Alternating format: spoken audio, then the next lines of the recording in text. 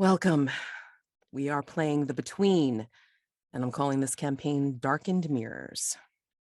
So, I'd like to start with doing some player introductions. So, please give us your name, your pronouns, and anything you'd like us to know about you or that you're interested in doing with this particular game. All right. So, I'm going to I'm going to go counterclockwise according to what I see on my screen. So, let's start with Jeremy.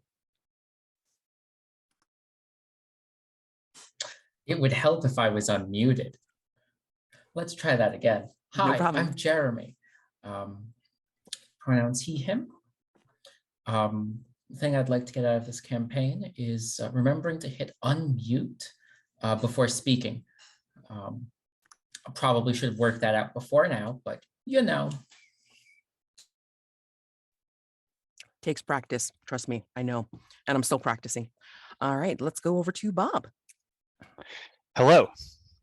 I appreciate the reminder to unmute because I would have forgotten as well. But my name is Bob. Thing to know about me is I'm just real happy to be here.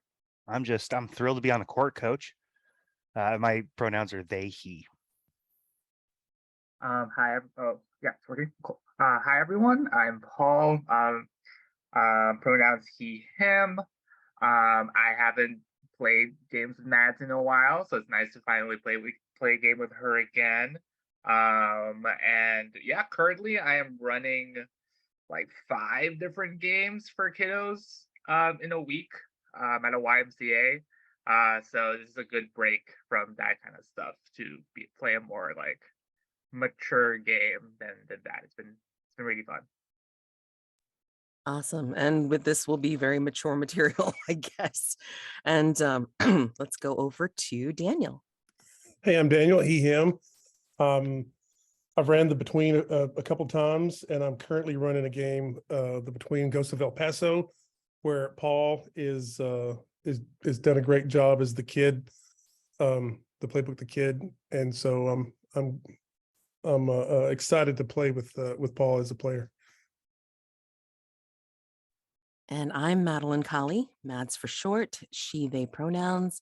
And excuse me, I have loved The Between ever since completing a full campaign and learning more about this collaborative narrative roleplay stuff. So much so that I wanted to run my own campaigns. So I am quite fond of this game. All right, so thank you all. Now I'm going to do CATS. CATS is an acronym that stands for concept, aim, tone, and subject matter. The purpose of CATS is to establish some basic expectations about excuse me, what this game is and what we're going to be doing. So, concept. The Between is a tabletop role-playing game about a group of mysterious monster hunters in Victorian-era London. These hunters learn about various monstrous threats in the city and conduct investigations in order to neutralize them. Over time, they become aware of the plans of a criminal mastermind who is pulling the strings behind the scenes. The hunters will eventually be forced to confront this criminal mastermind in order to save Queen and country. The Between is directly inspired by the TV show Penny Dreadful, but also takes inspiration from British horror classics, the works of Sir Arthur Conan Doyle, pulp-era media, and The League of Extraordinary Gentlemen, and From Hell. The game's mechanics are based on Apocalypse World and Brindlewood Bay, which you don't need to know anything about these two games to play. Aim. The aim of the characters in the story is to keep London safe by investigating monstrous threats and learning how to stop them. Our aim as players is to learn more about these characters' mysterious pasts, as well as to paint a vivid picture of our version of Victorian-era London, a responsibility we all share. The aims for today's session are to introduce the characters, learn the basics of how the game works by playing it, and then having a debrief, possibly a little stinger scene at the end as well. Tone. The tone of The Between is dark, mysterious, and sensual. A little bit of levity or humor from time to time is okay, but we will always strive to return to that dark, brooding place the characters exist in. Subject matter. Murder, cannibalism, body horror, dark sexual themes, erotic sensuality, threats to animals and children, foul language, blasphemy, witchcraft, and defiling graves and corpses are all things that come up frequently in this game. We'll talk about safety tools in a moment, but in the interest of setting expectations right now, you should know that this game deals with dark and intense subject matter. So, in mentioning safety tools, no game is more important than the people playing it. We're going to paint a dark, unsettling portrait of Victorian-era London, but we're going to do it in a way that respects everyone's boundaries and for safety and consent. In order to do that, we'll be using 3 safety tools in the between: the open door policy, the X card, and lines and veils. Open door policy is very simple. You can leave the game for any reason and don't have to explain yourself. Just let us know if you will be just out for the scene or out of the game completely. You don't have to explain why. The X card, in the context of this game, is if something in the game or story that you find objectionable in an unfun way. Just say X card or indicate in the Zoom video with your arms in an X position or in the Zoom chat, and we will stop play in order to change whatever just happened. Okay. And as the keeper, I may ask for clarification on what is being X carded, but I will never ask why. We'll resume play once the change is made. And finally, lines and veils. Lines are things we are not going to have in the game, period. Veils are things that we are okay with being in the game, but prefer not to role play them or simply keep them off screen. There's a third category in our character keeper that we're using for all of our information called Ask First. And maybe you're not sure if it's a line or a veil, but may want to just cross into the territory, just check in first. And importantly, even though I listed a number of dark subject matter that comes up in the between, you can still include one or more of these things as part of lines and veils. Again, no game is more important than the people playing it. We have an online character keeper that has a safety tab, and our players have marked it accordingly. And if anything changes, please give me a heads up in play. Okay. So before we introduce our characters, I want to share a few more details about the setting. The characters, the hunters, are the current residents of a place called Hargrave House. Hargrave House is a mansion on Belgrave Square in London. The people who live there share the common goal of defending the city from whatever dark forces that lurk in its shadows, be it monster or murderer. They operate outside official channels, frequently tackling cases Scotland Yard won't or can't. Importantly, Hargrave House existed long before the characters ever took up residence, and previous residents were doing the same work. By the time we join these characters, they have already been living and working together for a time. We don't dwell on how they came to live at Hargrave House, nor do we care about who owns or funds the place yet. We may learn more about these things in the future, but for now, Hargrave House just is. Another thing to know is that these characters are to remain mysterious. We should avoid talking about their pasts, both in and out of character, unless we are prompted to do so by the game's rules. The reason we do that is because we want to learn about these characters as we play. It's a little like watching a good TV show. We don't learn everything about the characters all at once. The information is given in pieces at dramatically impactful moments in the story, often through flashbacks. So we tackled character creation before starting. So we're going to introduce each one of them now in order of the appearance in our character keeper. I'm just going to ask that we just start with the name, the look, and the vice of the character, okay? Reminding you to avoid sharing backstory at this time. So let's start with the American. All right. My character's name is Doc Roy McBain. He's got a healthy tan. He's got some ostrich boots with gold embroidery. He's got a frayed duster in black. And your vice. Oh, and my vice is coffin varnish, of course. All right, let's go on to our explorer, please. He's Lord James Campbell-Hughes. He wears a monocle. He has salt and pepper hair, and he wears a pale gray suit. And his vice is gin. Okey-doke. And then let's go over to our factotum. Whitmore is our factotum. He has a neatly trimmed mustache, a single piece of gold jewelry, and is often seen wearing a simple wool scarf. His vice? Getting lost in an adventure novel. All right, that kind of fits in well with our last but not least, the legacy. The legacy's name is Victor Armstrong. He has a scarred face, armored boots, and sleeveless black leather coat. His vice is hitting things. Oh, gonna love these vices for the vulnerable move when that comes up. All right, awesome. Okay, so now we're gonna go in order again. And this time I'm going to read the little description at the top of each playbook. Everyone, please pay attention as each of us, including myself, will say one item the character would find in their personal quarters, an equipment list that may or may not be portable.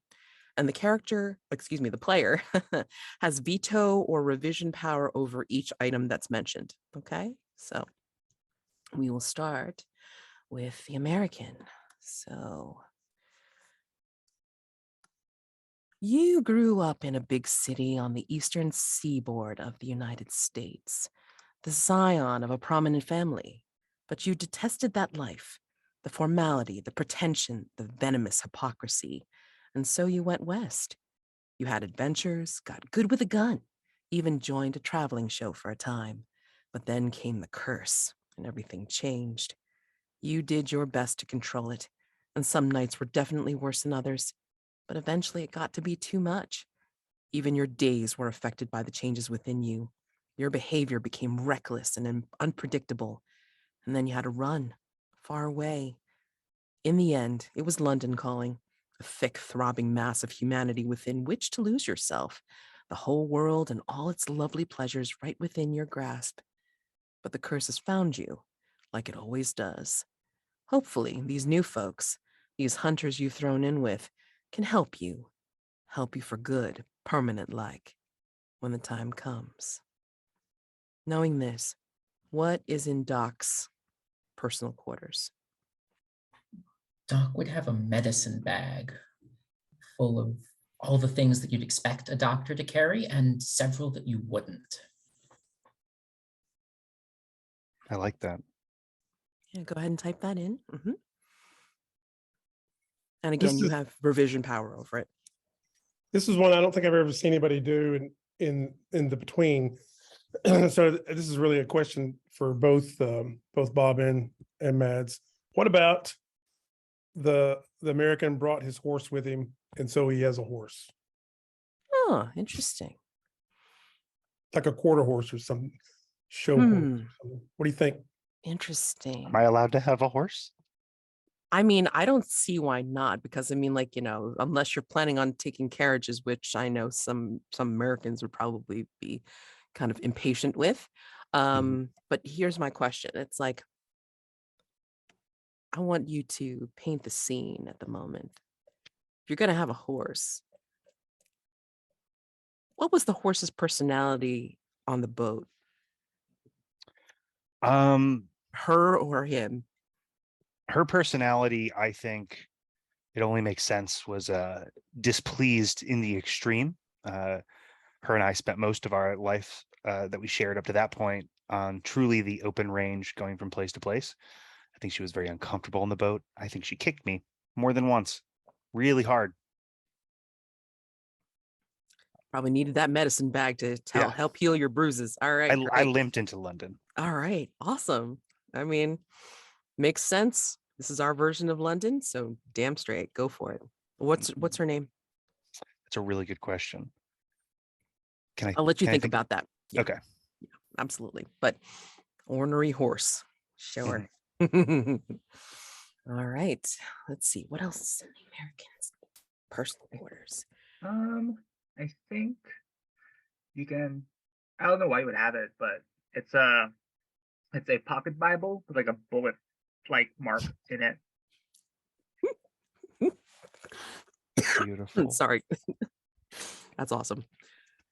So does it have a full bullet in it, or like just like the impression of a bullet? Up to you. I was thinking like an impression of a bullet, but if the bullet is still there, also just like lodged in, that'll also be fun. I kind of dig that. I kind of want the full bullet in there. That is so cool. Oh my gosh. All right, now oh God. How can I follow that? Holy crap. Hmm. These are great ideas. These are great ideas. These are wonderful. I think underneath your your duster, your shirt, I think maybe if you have a scarf or something like that, I think you have a locket. It's on a long chain, so nobody really suspects it's there. And maybe you will take it out on some of those dark nights and look at it. And only you know whose picture is in it. Okay, locket. Mm-hmm. Mysterious picture. Is it gold or silver? Brass. Nice. Awesome. Love it. Okay. All right. Now we go on to our explorer. You were born into a world of fantastic wealth and privilege. You could have spent your days cosseted by luxury, with nothing more pressing than deciding what to wear to that evening's dinner party. But you chose a different life. You chose to serve your queen. You leveraged your wealth and connections to explore the world, to chart unknown territory. And now you have a mountain range named after you, a fitting honor considering you tower over other Britons. Your strength, your intellect, your cunning, none can match it.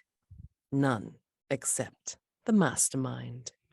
The mastermind who plots ceaselessly against Her Majesty, whose mind and resources dwarf your own. You have conquered every trial the gods have placed before you, but the mastermind is something altogether different. And your work with Hargrave House, is connected to them in some way. You spend your days and nights exploring the true heart of darkness, the monsters that stalk the streets of London. But none are so monstrous as your opponent, the one who sits on the other side of the chessboard. Will Great Britain still be standing when the grand game is over? Knowing this, what is in our explorer's personal quarters? A fencing foil.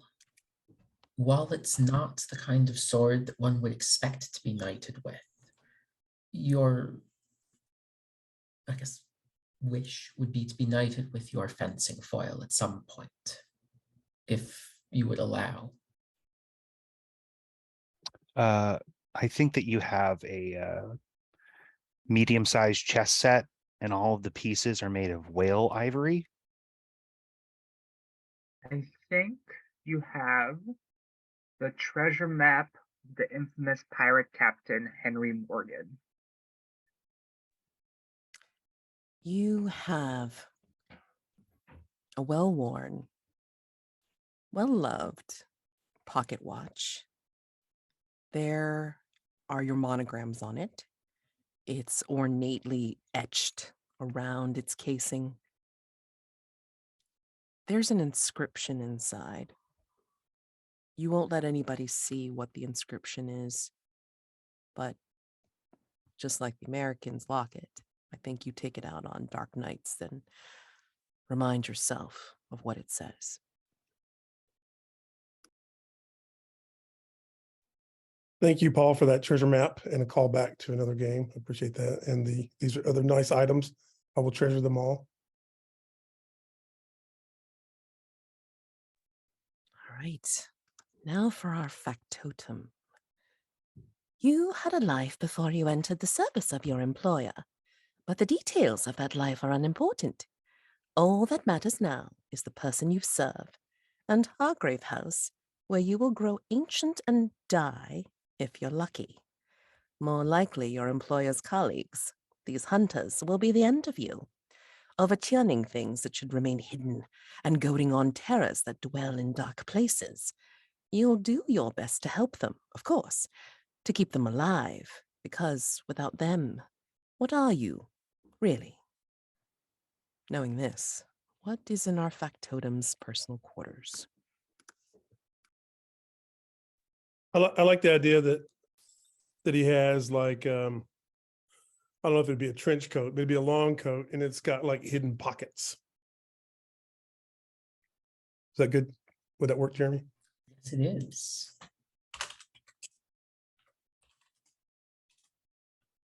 It was that many are hidden pockets. Or both. Again, you have veto So I think yeah, revision. many hidden pockets. It's got, you know. Do we know who you're in the employ of, or is that a secret? I think we were waiting to hear everybody's stuff Mhm. first, and then Okay. he was going to decide. Yes.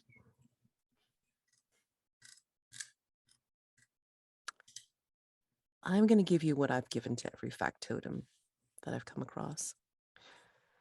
You get a box about the size of a bread box, shoe box. It's teak with brass fittings or dark iron fittings, and it has a lock and a key, and only you know what's inside. You have a exquisite feather duster. I like it.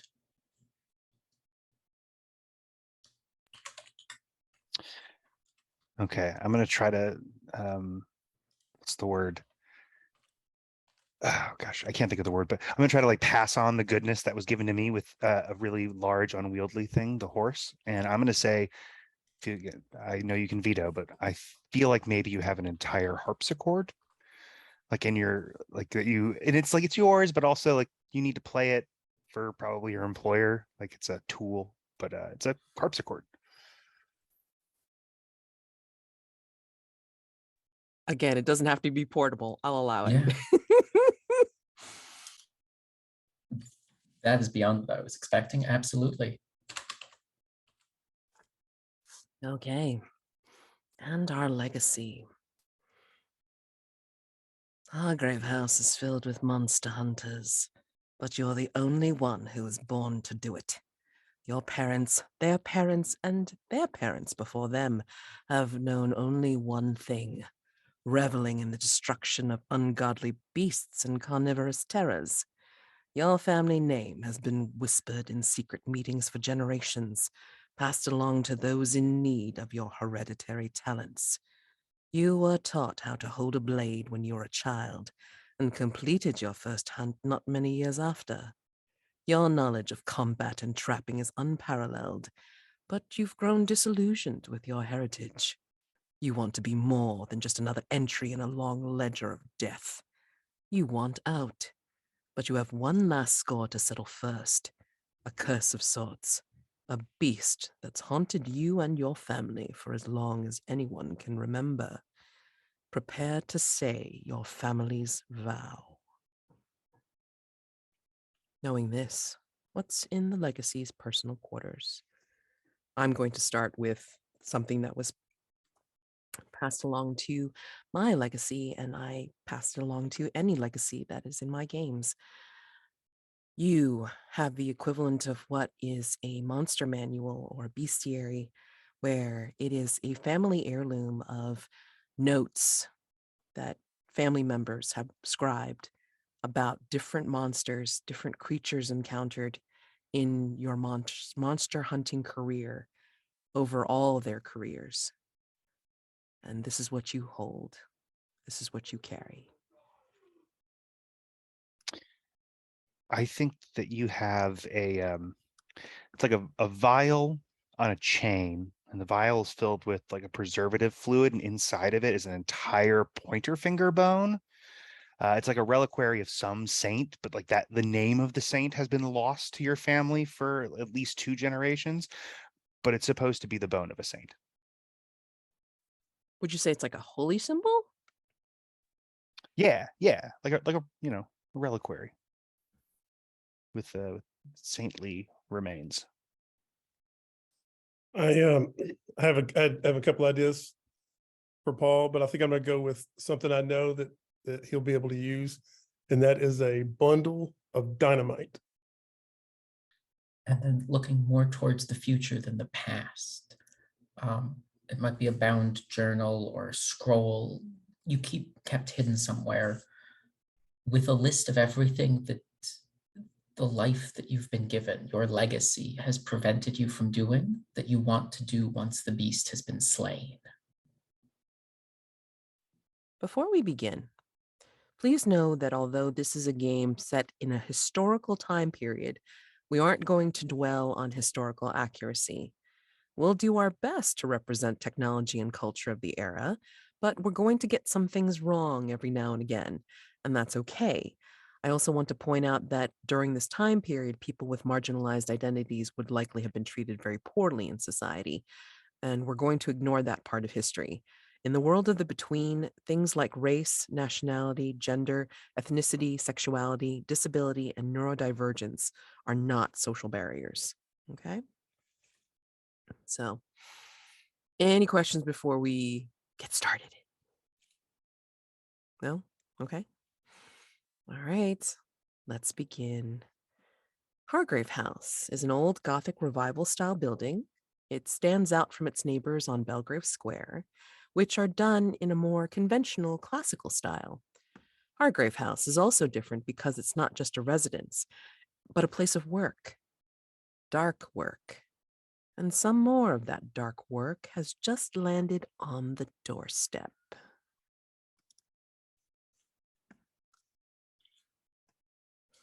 Presenting the threat. Father O'Donnell, the Dean of St. Cecilia's Cathedral, nervously knocks on the doors of Hargrave House. After asking to come in, he shares that for the past month, his fellow clergy have been coming up to him with reports of statues that move and sensation of always being watched.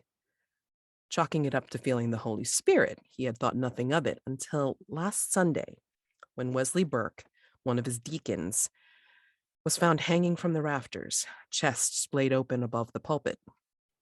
O'Donnell has paused normal services temporarily and given the body to the authorities, but they seem uninterested in pursuing the case much further than questioning parishioners. O'Donnell has heard Hargrave House's reputation as investigators into the paranormal and hopes you might clear St. Cecilia's of this unholy blight. So, you know stories that tell of different entities that can possess and animate stone. These creatures, no matter the source, are called gargoyles. However, something about the Dean's story seems to suggest this gargoyle has not taken the form of a traditional imp. It's something much worse. What form does this gargoyle take? I'm posing this question to Victor Armstrong. It is the form of a chimera. What is the form that we're thinking? Chimeras can come in many different shapes and sizes, but what specifics or details can you think of that just point this out as much worse than the usual gargoyle? I didn't think it that far ahead. We can bring it to the whole group to see what other Yeah, I mean, we want to details. ask for how about each one gives one detail about this creature, this chimera. What have you heard? So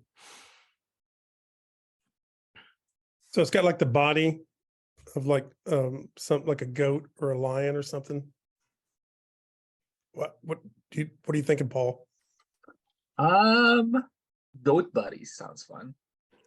All right, it's got a goat body, but one of its heads, or maybe it only has one head, is that of a serpent. I think it has at least one more head that's in like the chest portion of the goat body, and it's a human face. It can talk. And I would say that this is a true gargoyle. Whenever its main mouth speaks, water constantly pours out of it as though siphoned away from some unholy cathedral. Does it look like normal water, or do you think it's differently colored? It is normal water. However, it sparkles more so like tonic water, like it's been combined with something. For threats of the between that the hunters will engage with, there are questions and opportunities. In this case, for the St. Cecilia's gargoyle, there's a threshold question first. What entity gave the gargoyle life? Demon, spirit, or man? Okay, so you have those three choices: demon, spirit, or man. And it's a complexity 2. And the opportunity, once you answer the question, will unlock the next appropriate question depending on how you answer. Okay, so when you are going through the threats, you are gathering clues like through the investigation move, like, during the day phase normally, and then you want to get at least half the complexity number of clues. Okay, so complexity 2, I mean, conceivably you could gather one clue and then try to answer the question. However, when you roll to see how right you are for the answer of the question, you are basically taking the number of clues that you're able to incorporate into your theory to answer the question, minus from 2d6, from a 2d6 roll. Okay, so it kind of pays to be up to the complexity of the question or more to get pluses. So just want to point that out before going on to engage. Okay, so again, threshold question is: what entity gave the gargoyle life? Demon, spirit, or man? All right, let's talk about the factotum's employer first before we get on to the threat. What do you think, Whitmore, after hearing all of the people that you're hanging with? Who do you think would be your employer?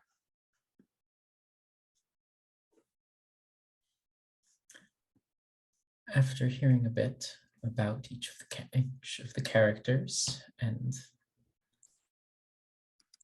things they keep in their personal quarters, if it's all right with you, Daniel, I'd like to follow the explorer. All right. Now, I just want to remind folks that, again, we're trying to keep the characters mysterious until they have call to actually reveal something about their pasts. And the way that happens in the between is by doing the vulnerable move, which I will explain when it actually comes into play, most likely not until next cycle. And then also through what's known as masks. We have the Janus mask in the game that on each playbook, there's masks of the past where you would narrate bits of your particular history. And then there are masks of the future. Masks of the past, as long as you keep calling upon those to use to bump up a roll that went badly. When you use the masks in a mechanical sense, you are essentially marking them off to raise your roll by 1 tier. So if you've missed, if you failed, then it will raise it to the mixed result. Okay, 7 to 9. And if it's mixed result and you really want to make sure that you succeed, then it would bump up a 10 to a 10 plus. Okay. So masks are a way of showing off your backstory as well as helping you mechanically in the game. The characters have masks of the past, talking about their past history, masks of the future, which affect them retiring the character. Let's put it this way. The last one is called Blood-Soaked Portals, so make your assumptions from there. And then each threat, for the most part, also have masks. And this particular mask for St. Cecilia's Gargoyle is known as Mask of Penance. The characters don't get to know what the threat masks are until somebody actually calls upon its use. Okay. So that's a choice as well. And then I think that's all I wanted to mention at the moment.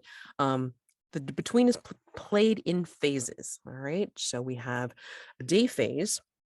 If you look at the character keeper on the Hunters tab, there is a phase tracker on the left-hand side. And then there's details about what happens in every phase. Okay. So for day phase, presenting a new threat, I present a new threat if there are less than 3 active threats already on the table. Regular scenes commence. So this could involve establishing your character. This could involve investigating different locations associated with threat or threats in play. All right. And they continue until the keeper decides to move on to the next phase. All right. Another important thing to note is that threats themselves cannot be resolved during this phase. So if you were chasing somebody down or be confronting a monster in their den, you really can't do anything about it in the day phase. That's saved for specifically the night phase. Okay. But we'll get to that when we get to it. All right. So for day phase, Father O'Donnell came by, told you about what was going on at St. Cecilia's, and you can, at this point, do an establishing scene showing your character doing whatever they do in London, okay, or at Hargrave House. And then you can proceed with investigating, either alone or in a group, together in whatever way you want to investigate, okay? And then I will call rolls as I see fit. So yeah, let's have a scene at least showing your morning, okay, before getting on to investigating in earnest. What do you find yourself doing in the morning? Rising, about your day, what have you? And you don't have to do it together. I mean, you can do it individually. I believe Whitmore's day would probably start in the kitchen of Hargrave House. Cracking a few eggs into a pan, and then a few eggs into a slightly smaller pan,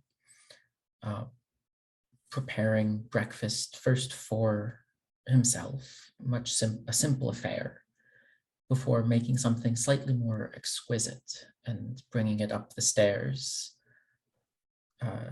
to Lord Campbell's room. I'm sorry, Campbell-Hughes' room, leaving it outside the door under a silver cloche. Do you indicate in any way that his breakfast is ready? It would be a double rap on the door. No words spoken. So we can see inside his room. Lord James is writing a quick note and putting it in an envelope, and putting the address on it. And the address is to Sir Anthony Reese Wood of the Royal Explorers Club.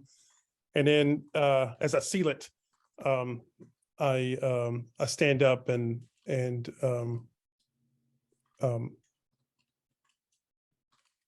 put on a jacket and grab the door, and I call out, "Whitmore!" Yes, sir. Thank you for the breakfast. Could you drop this in the post? Absolutely. I thank you, and the game is afoot. Of course. Once the door is closed, Whitmore would smell the letter just for the briefest of moments before heading downstairs to take it to the post. Are the Legacy and the American early risers? Very much so, yes. I think just like I think average riser, like a 9, like a regular riser, I guess. Well, I don't think Doc's much for sleeping. Never has been. Certainly not in London. I think that probably about the time that Whitmore is finishing up breakfast, right around breakfast time in general, is when Doc's already coming back from just a little ride about the area with his horse Calliope. He wakes up real early. You know, he's brushing her down and taking care of her, feeding her a little bit and talking to her, because you know, you got to talk to Calliope or she won't really get to getting anywhere until you're nice and friendly with her.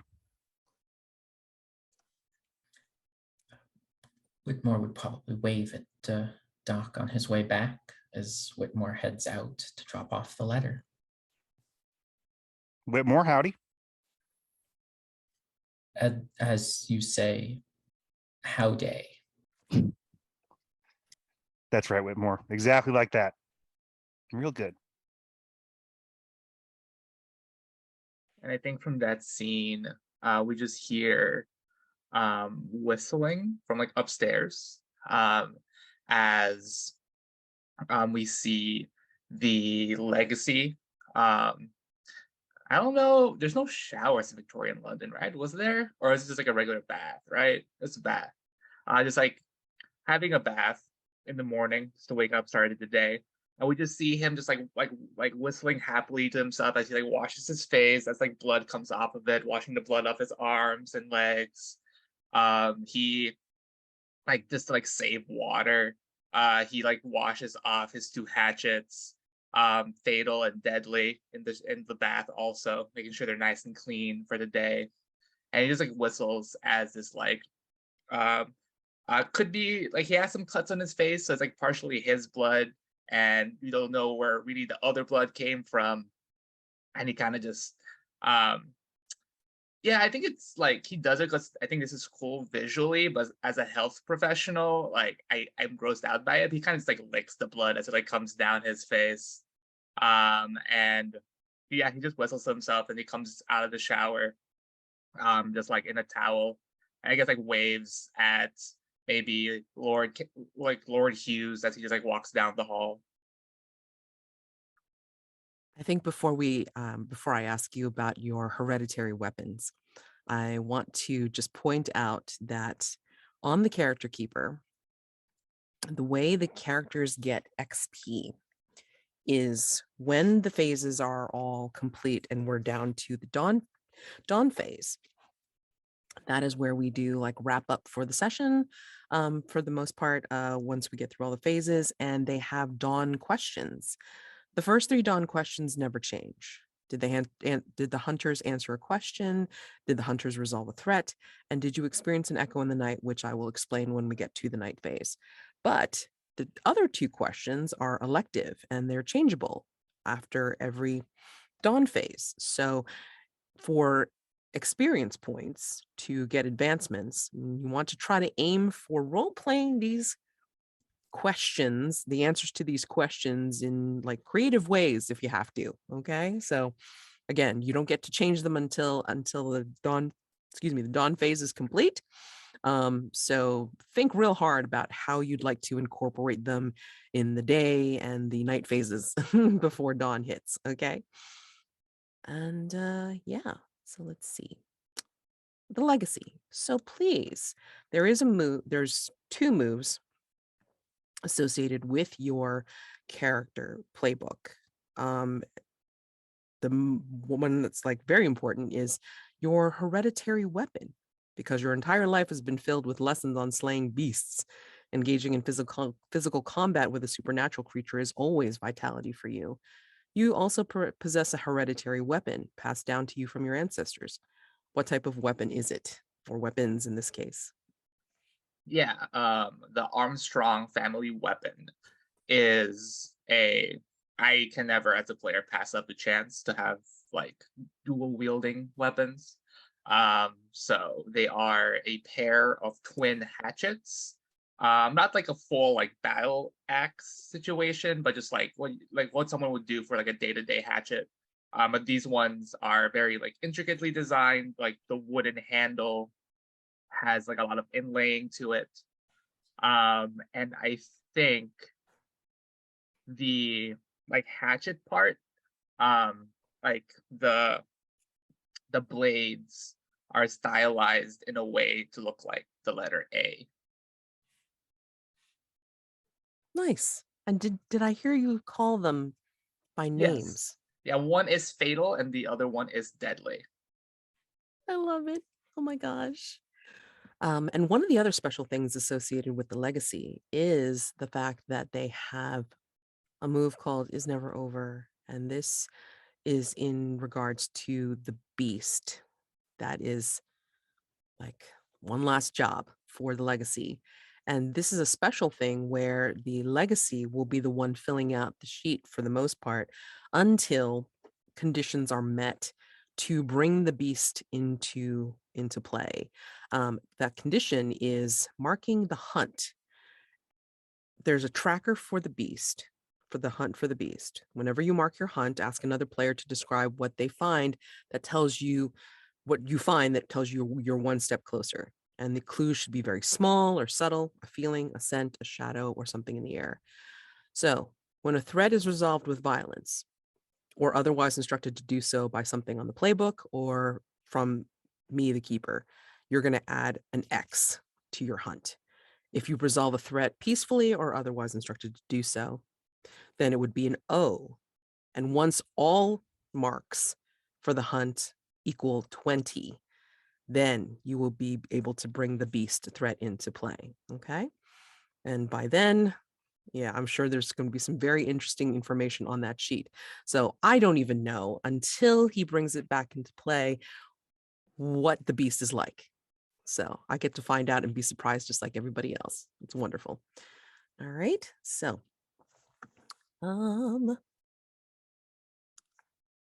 having been introduced to the threat and seeing a little slice of the characters, how would you like to conduct investigations for the day? Again, you can do it in pairs or together or by yourselves. Different things to do. Again, it's like it's all been happening over at St. Cecilia's Cathedral, as well as around the cathedral. There's some place called Death Alley because it is a wide alley that's been repurposed as a graveyard. There's also the rooftops of Fidalgo Street that are nearby as well. And there's also catacombs of the cathedral. I'm sorry, could you tell me a bit more? Did you say rooftops of Hidalgo Street? Fidalgo Street, yeah. Fidalgo Street. They're like flat top tenant buildings that are nearby the cathedral itself. Okay. I think Victor would just go to the cathedral itself. Okay. Anybody going with? Yeah, I'll head that way. Okay. I plan on going a more academic route Mhm. and going to the Royal Explorers Club and meeting with an expert on the supernatural. That's what I'm planning on doing. Okay. And then afterwards, I might go to the cathedral if there's time. Okay. And Whitmore, where would you be going? I think the only appropriate place is wherever Lord Campbell-Hughes is going. They just, you're not a member, Whitmore. I'd hate for you to wait outside when you could be doing something more productive. And their brunch is just really long and drawn out, and seems like it'd be killing some time. Brunch? They do a lot of the membership comes with like a lot of perks. Was there an issue with the breakfast I prepared this morning? No, they just believe in like a series. It's really their traditions, not mine. But regardless, it'd be much more productive if you could maybe see what we already have on having our own records in Hargrave House in terms of gargoyles. If you have time to go to the library and see what we might have there, the trophy room or something. Absolutely. Unless you have a better idea, because I respect your ability to get things done. I will see what we've already got on hand. If not, I will peruse a local book repository. That's thinking. All right. So with that establishment, let's go with Victor and Doc first. Now, since Doc's already got Calliope, Victor, how are you planning on getting there to the cathedral? Victor, yeah, I think Victor would just like take a carriage, I guess. Yeah, probably just a carriage. He would see that Doc has a ride of his own, and he would say like, most people just get used to using the carriages here in London. They don't usually bring their own ride with them. No, I get that, Armstrong. It's just, you see, if I don't take Calliope out enough during the day, Yeah. she kicks mighty hard. Temperamental Mm. is what she is. Mm-hmm. I always wondered: do the American horses get along with the European ones? Can they tell that they're from different places? I do my best to avoid that situation Hmm. entirely since I've been here. Hopefully, I never have to know. Oh, okay, sounds good. Well, I guess I'll meet you there. I would. I don't think Calliope can handle like two pretty heavy men at once. Besides that, it'd be pretty unstylish. That is fair. I don't ride side saddle very well. Mm. I'm still figuring it out around here, the social graces and whatnot. But I figured that both of us on Calliope would be an undignified look, I think is what Lord Hughes would say. Yes, but if Lord Hughes ever invites us to a event at the Explorers Club, we do need to show up on Calliope at the same time. That would be very funny. Oh, yeah, you're Yeah. You're right on that for sure. Yeah. For Mhm, sure. mhm. Yeah. Okay, well, I'll catch you at the cathedral then. All right. See you there, friend. How do you say that you get to the Royal Explorers Club, Sir Campbell-Hughes? Excuse me, Lord Campbell-Hughes. I apologize. Just hail one of those handsome cabs, probably. Okay. I think as you are going out and you are riding the handsome cab to the Royal Explorers Club, I think you see on a nearby corner somewhere, I think you end up seeing like a beggar woman. She's among like maybe other beggars, while they're being loud and boisterous and begging for alms and such. She seems to be kind of behind them, her back against the wall. The reason that you notice her is because she is wearing what seems to be a faded and yet sturdy burgundy hooded cloak wrapped around her. Can't quite see her face, but she is just kind of hanging by the wall behind the others that are being more vocal about their needs. And Why does she stand out to Lord James? Is there something about her that reminds him of? Why would she stand out, or why would she catch his eye? Because between the burgundy hood and the fact that she's not being as vocal, I think as she raises her eyes to the carriage, to your handsome cab, I think you see some familiarity there. You're not sure why just yet. But I think inside of her hood, I think you see what looks like a little bit of starshine in the shadows. I think I would wrap the roof of the hansom cab, signaling for him to stop. And you would. Then I would say, "Hold fast," and then I would go to the woman or to the beggars. And they're starting to clutch at you, like, showing you their bowls and like kind of like, grabbing at your sleeves and your coat. A bit of alms, sir. Little bit of alms. We have need. We need food. We need some money. I picked up this trip in Morocco, and he takes out like a handful of like shillings and scatters them the opposite direction.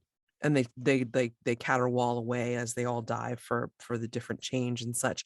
Like you've cleared your way to this person that you only quite see, maybe like shadowed eyes underneath this hood that seem to flash a little bit of something, and maybe a little smirk at her lips. It is a woman, seems quite elderly, and the arms that just go off to the sides look frail, slightly faded, but maybe still of a burnished color underneath the hood and the cloak. I say, ma'am, I have this sinking suspicion that I know your acquaintance, but it's not really ringing any bells. Do you know me? I'm Lord James Campbell-Hughes. Do I know you? That's what I'm asking you, ma'am. And her eyes raise to yours. And she removes her hood slightly so you can look into her eyes. We knew each other in more youthful days, when we danced under the moon and cavorted in forests that were not of this place. Is that ringing bells for Lord James? I mean, maybe, but it's like it's cryptic enough that you're like, I mean, you could have seen her somewhere, someplace before, and she's not giving any quarter in terms of like, giving you any hints. But she keeps that smirk on her face though. Why are you here amongst the rabble? Come with me to this cab, and I will take you somewhere where you can get clothes and food. Oh, why would you want to single me out amongst the rabble and the poor? I am but one of them. I suspect. No, I know in my heart that you're more than that. It's just it eludes me at the moment.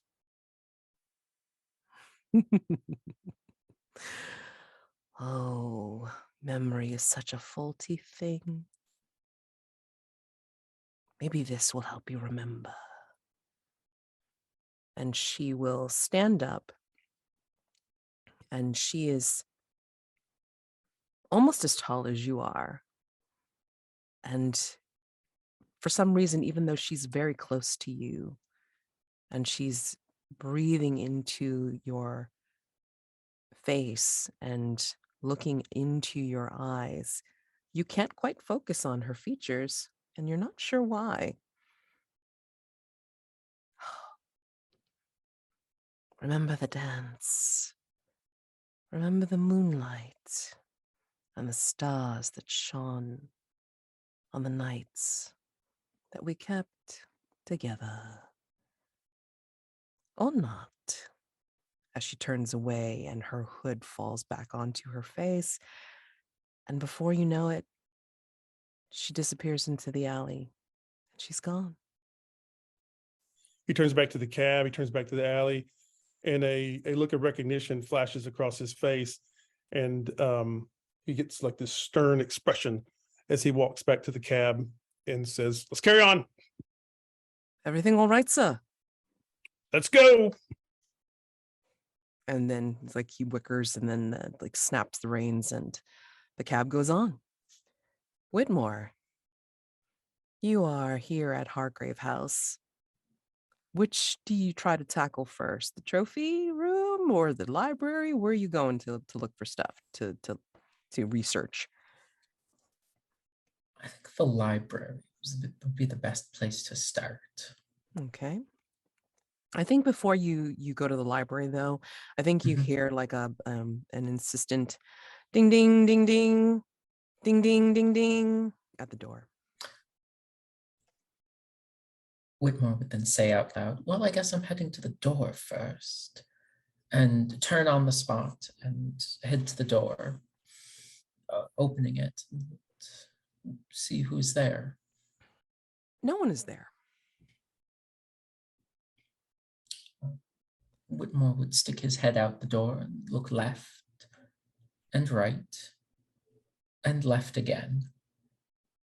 "Hello?" I think you see that the bell has been disturbed because it's actually moving Mhm. in its little casing or its little nook. And then I think as you look left and right, I think you view there is a little something on the stoop doormat. I don't know what you want to call it. I would look down at the tiling that simply has two very ornate H's at the top step, and I would reach down to pick up this thing that's been left on the stoop. What am I picking up? You are picking up it looks like it's a faded billing, can't remember what they're called, of a show that's already been passed. And it looks like it's indicating, can't really read the theater. It's like, it's so faded that it's like an older show. And it looks like it starts with Pal. Yeah. I mean, like you're trying to read the theater name. It's like PAL and then GA. This is not a capital C clue for anything yet, but I wanted to give you a little bit of a teaser. Whitmore would turn the piece of paper over and examine it, look out the door once again, and reach up and stop the bell from, or the knocker and the bell from jiggling anymore, reposition it before heading back inside. I think as you're doing that, I think in the distance you catch what looks like bright red hair. So bright that you can't help but notice. And it's with the fellow who has that like kind of curly look with the hair that leads into the sideburns / beard, like around his face. And he's just looking at you with such a gaming grin and just kind of like doing a little tootle wave and then disappears into the crowd that's milling by. I love chat. I think that Whitmore would simply stand there, and his proper training would kick in, and he would give the tootle wave to no one before closing the door and head back inside. Mhm. All right, so let's see. And probably leave the pamphlet on the front hall table or the mantelpiece. Okay, cool. Give him to Victor. I think, Victor, you do make it to the cathedral before Doc does, because Doc decided to take the long way around. And so you get dropped off outside of the cathedral. And let's see, give me a second. Here we go.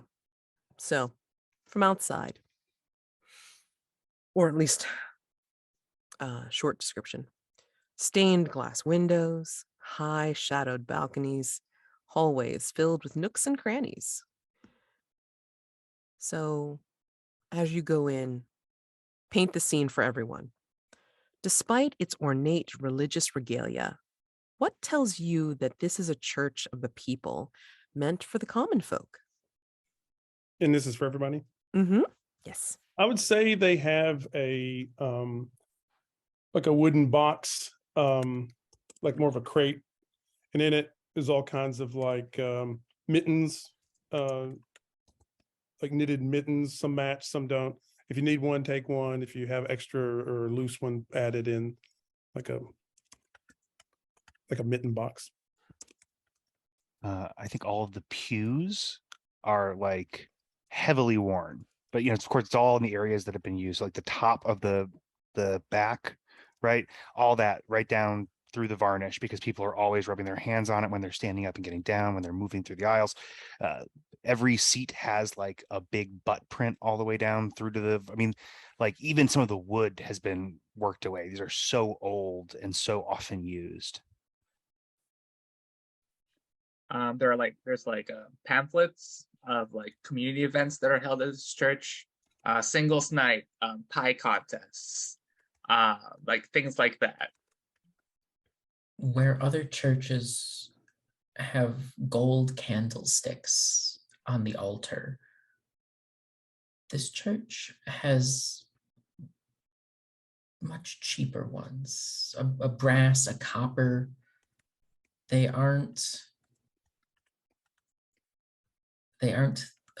Holy Roman Catholic gold. They are more financially savvy candlesticks.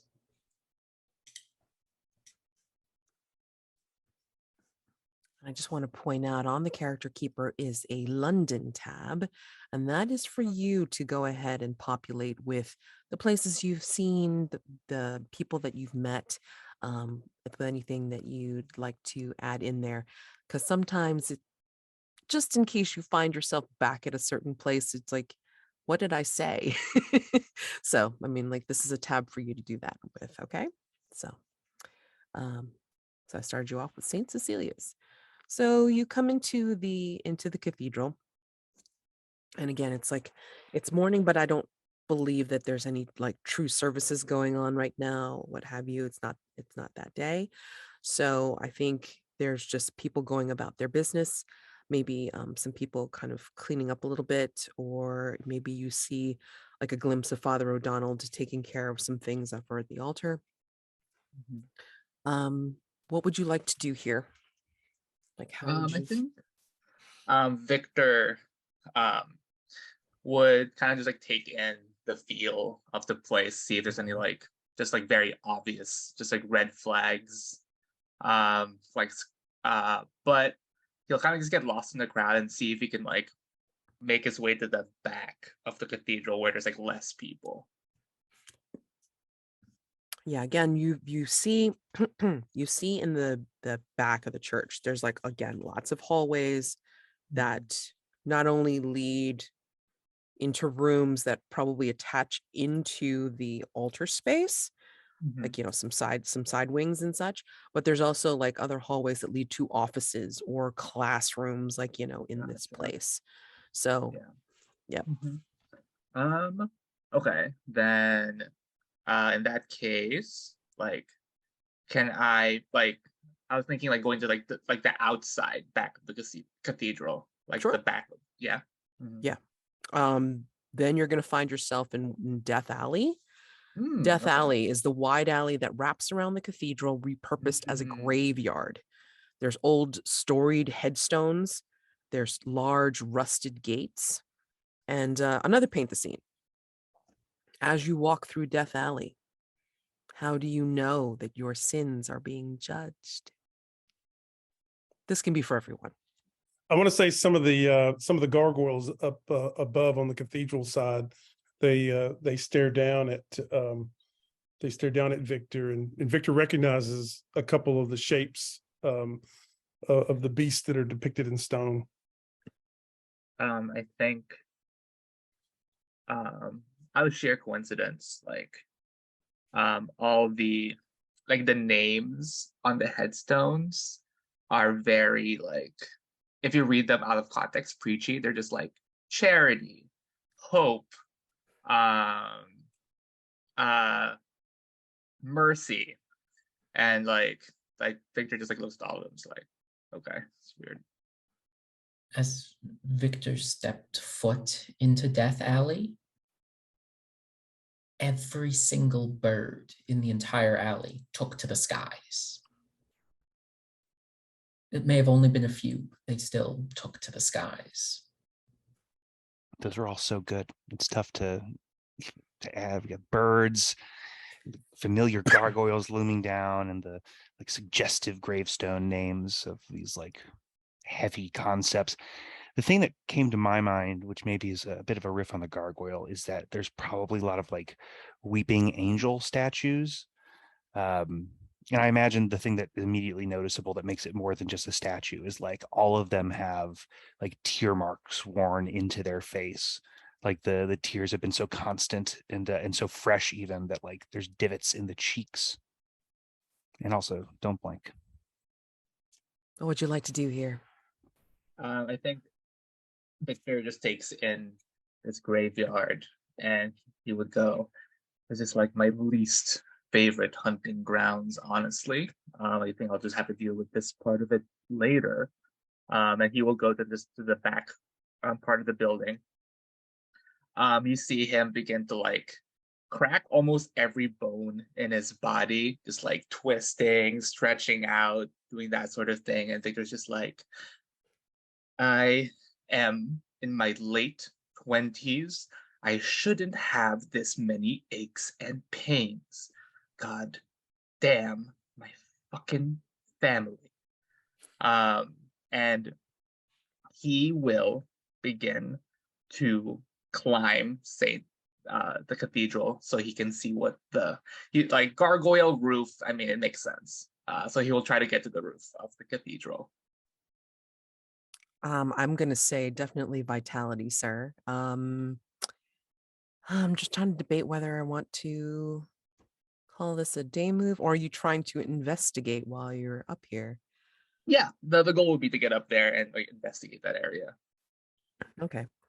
Well, you know what? I mean, like, you're so skilled. I'm not even gonna like, paste you on that. However, once you do get to like a higher point, like maybe say among first tier of the cathedral, and you see like some usual looking gargoyles, nothing like the chimera that has been like, bandied about like with the stories of the different way it looks.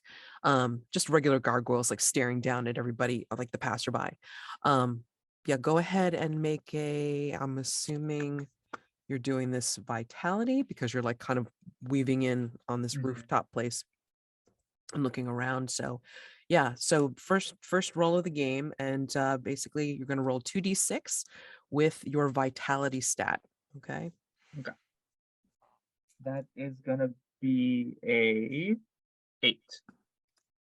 Okay, so for an information move, sorry, I keep on getting the move names mixed up.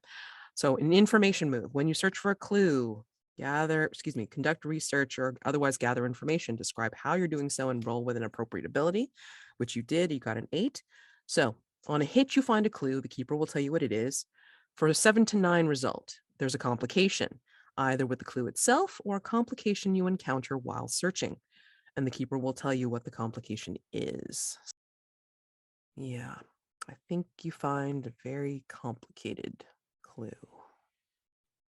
You don't know who this person is, but it looks like from how he's dressed, he looks like one of the deacons of the cathedral. And yeah, he's kind of hanging off of the cathedral's roof at the moment, impaled upon one of the gargoyles. Like there's all the many gargoyles that are up here, like they have like horns that's kind of curve out and stick out. Like this person is hanging from the roof and like impaled upon the horns. So under the threat tab, there is excuse me, under the questions is a place for all the clues that you collect. On the nearby rooftops of Fidalgo Street, I think you see what looks like somebody running away.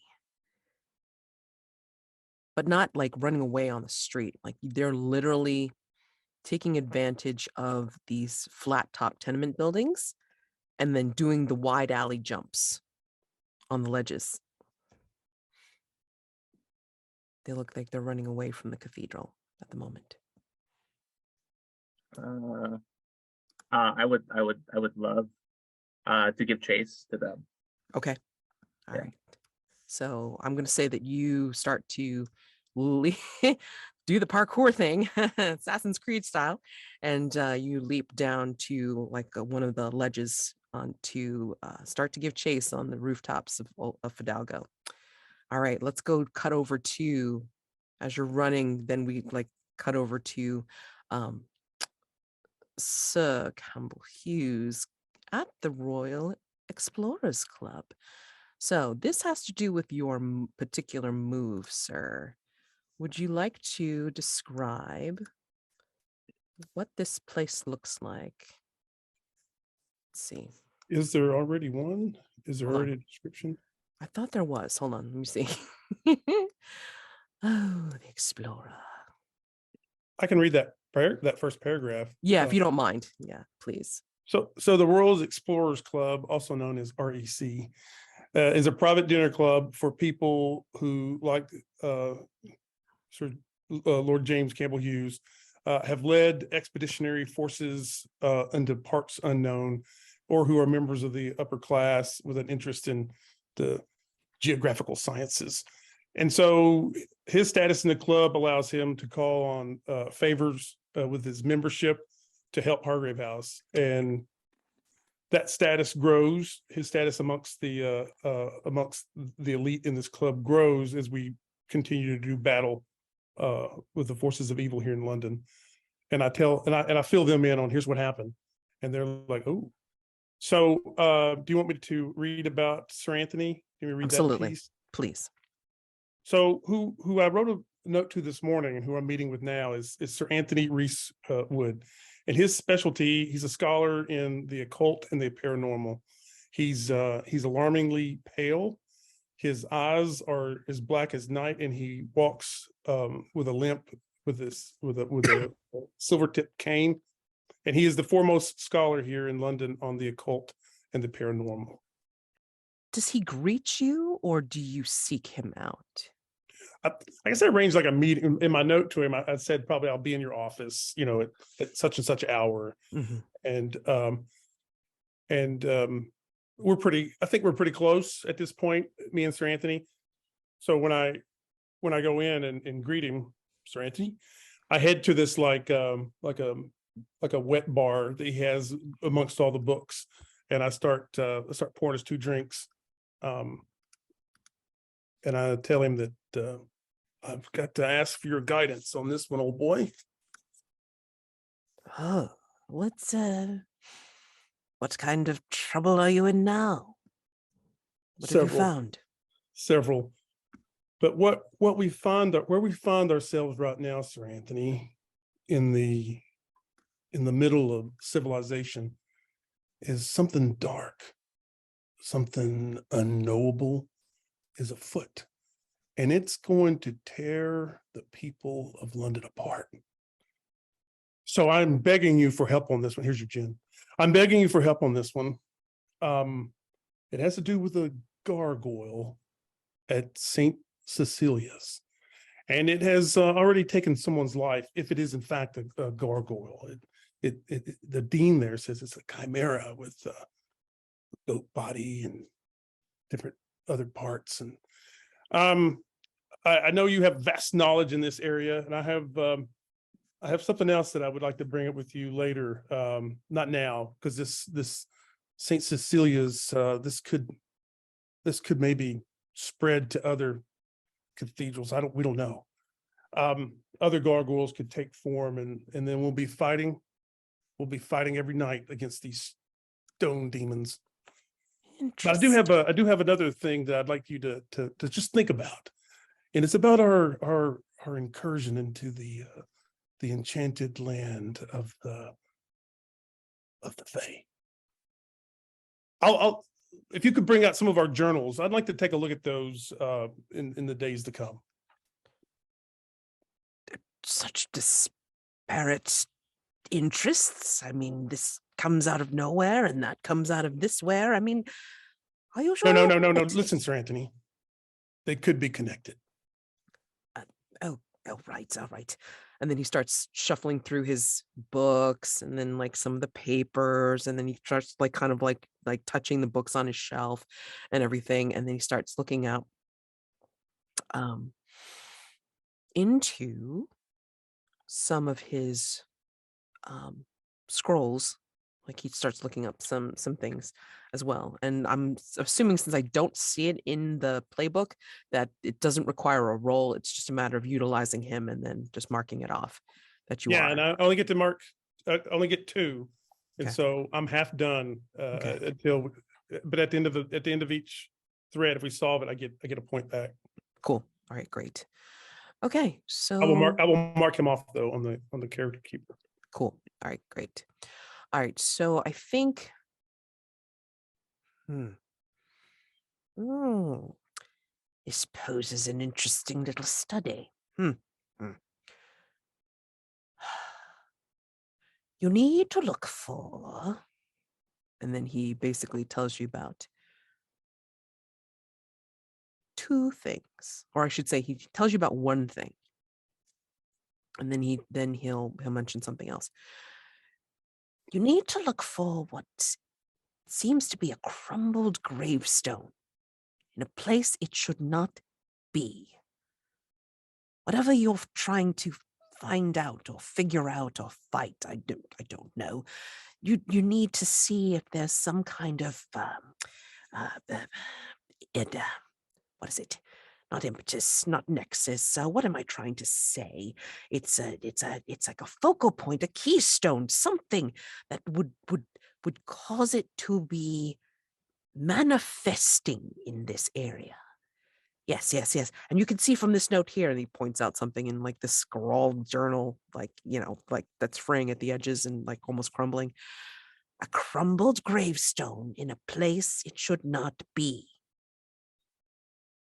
You're dealing with stone, yes? Gargoyles? That doesn't look like a gargoyle. This would be one indication. Something. And then it mentions some kind of book. This book of blasphemous rituals. Somebody needed the keystone. Somebody needed to say this incantation from this book. Those are your two clues. A crumbled gravestone in a place it should not be, and a tome of blasphemous rituals. Something tells me, Sir Anthony, that my man Whitmore probably has his hands on that book right about now. As you look up and stare and say that, then we flip over to Hargrave House. Whitmore, you have gone to the library, and it's a very strange room. And because there's a section of the actual game where we start to look at the different rooms of Hargrave House, I'm not going to get into it in full detail just yet, but I'm going to say that you are investigating, you are looking for information for your employer because you were told to. Unless you have a particular move that you want to utilize in your playbook, I mean, this would be a general information move with reason, I would say, because of your research. I do not have anything else specific. Okay. So a roll with reason. Excellent. Excellent indeed. What do we get? 5. Oh my. Oh my. Oh boy. Let's go ahead and read off that move, shall we? All right. So, let's see. Well, actually, on a miss. On a miss, the keeper has a bit of a reaction to that. So let's see. Lovely. Because the library isn't well lit and you were kind of like having an idea of what you were looking for, but maybe not quite, I think you notice that the library is unnaturally dark. And when you try to raise the blinds or separate the curtains to let some light in for the few windows that are in here, I think you discover that behind the curtains are what look like stone. And you hear first one thud, and then from another direction, and then another direction, and then another direction. And the door of the library slowly closes shut.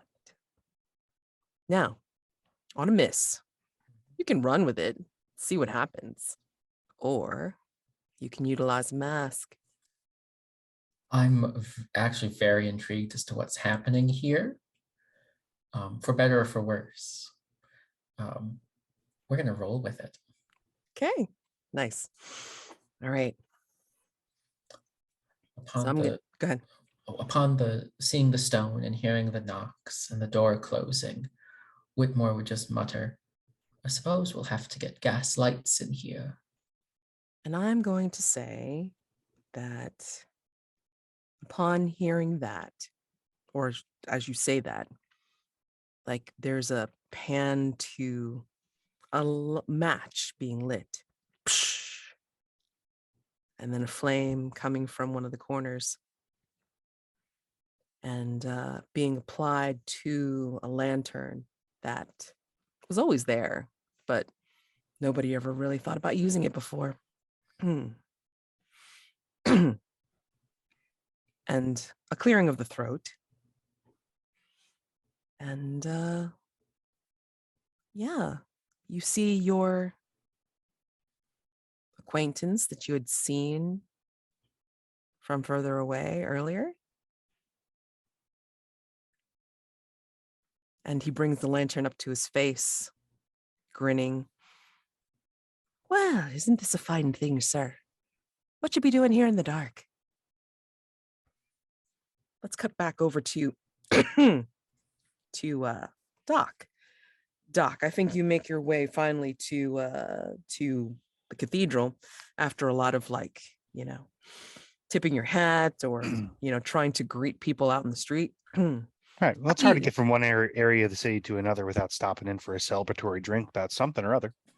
But I mean, do you?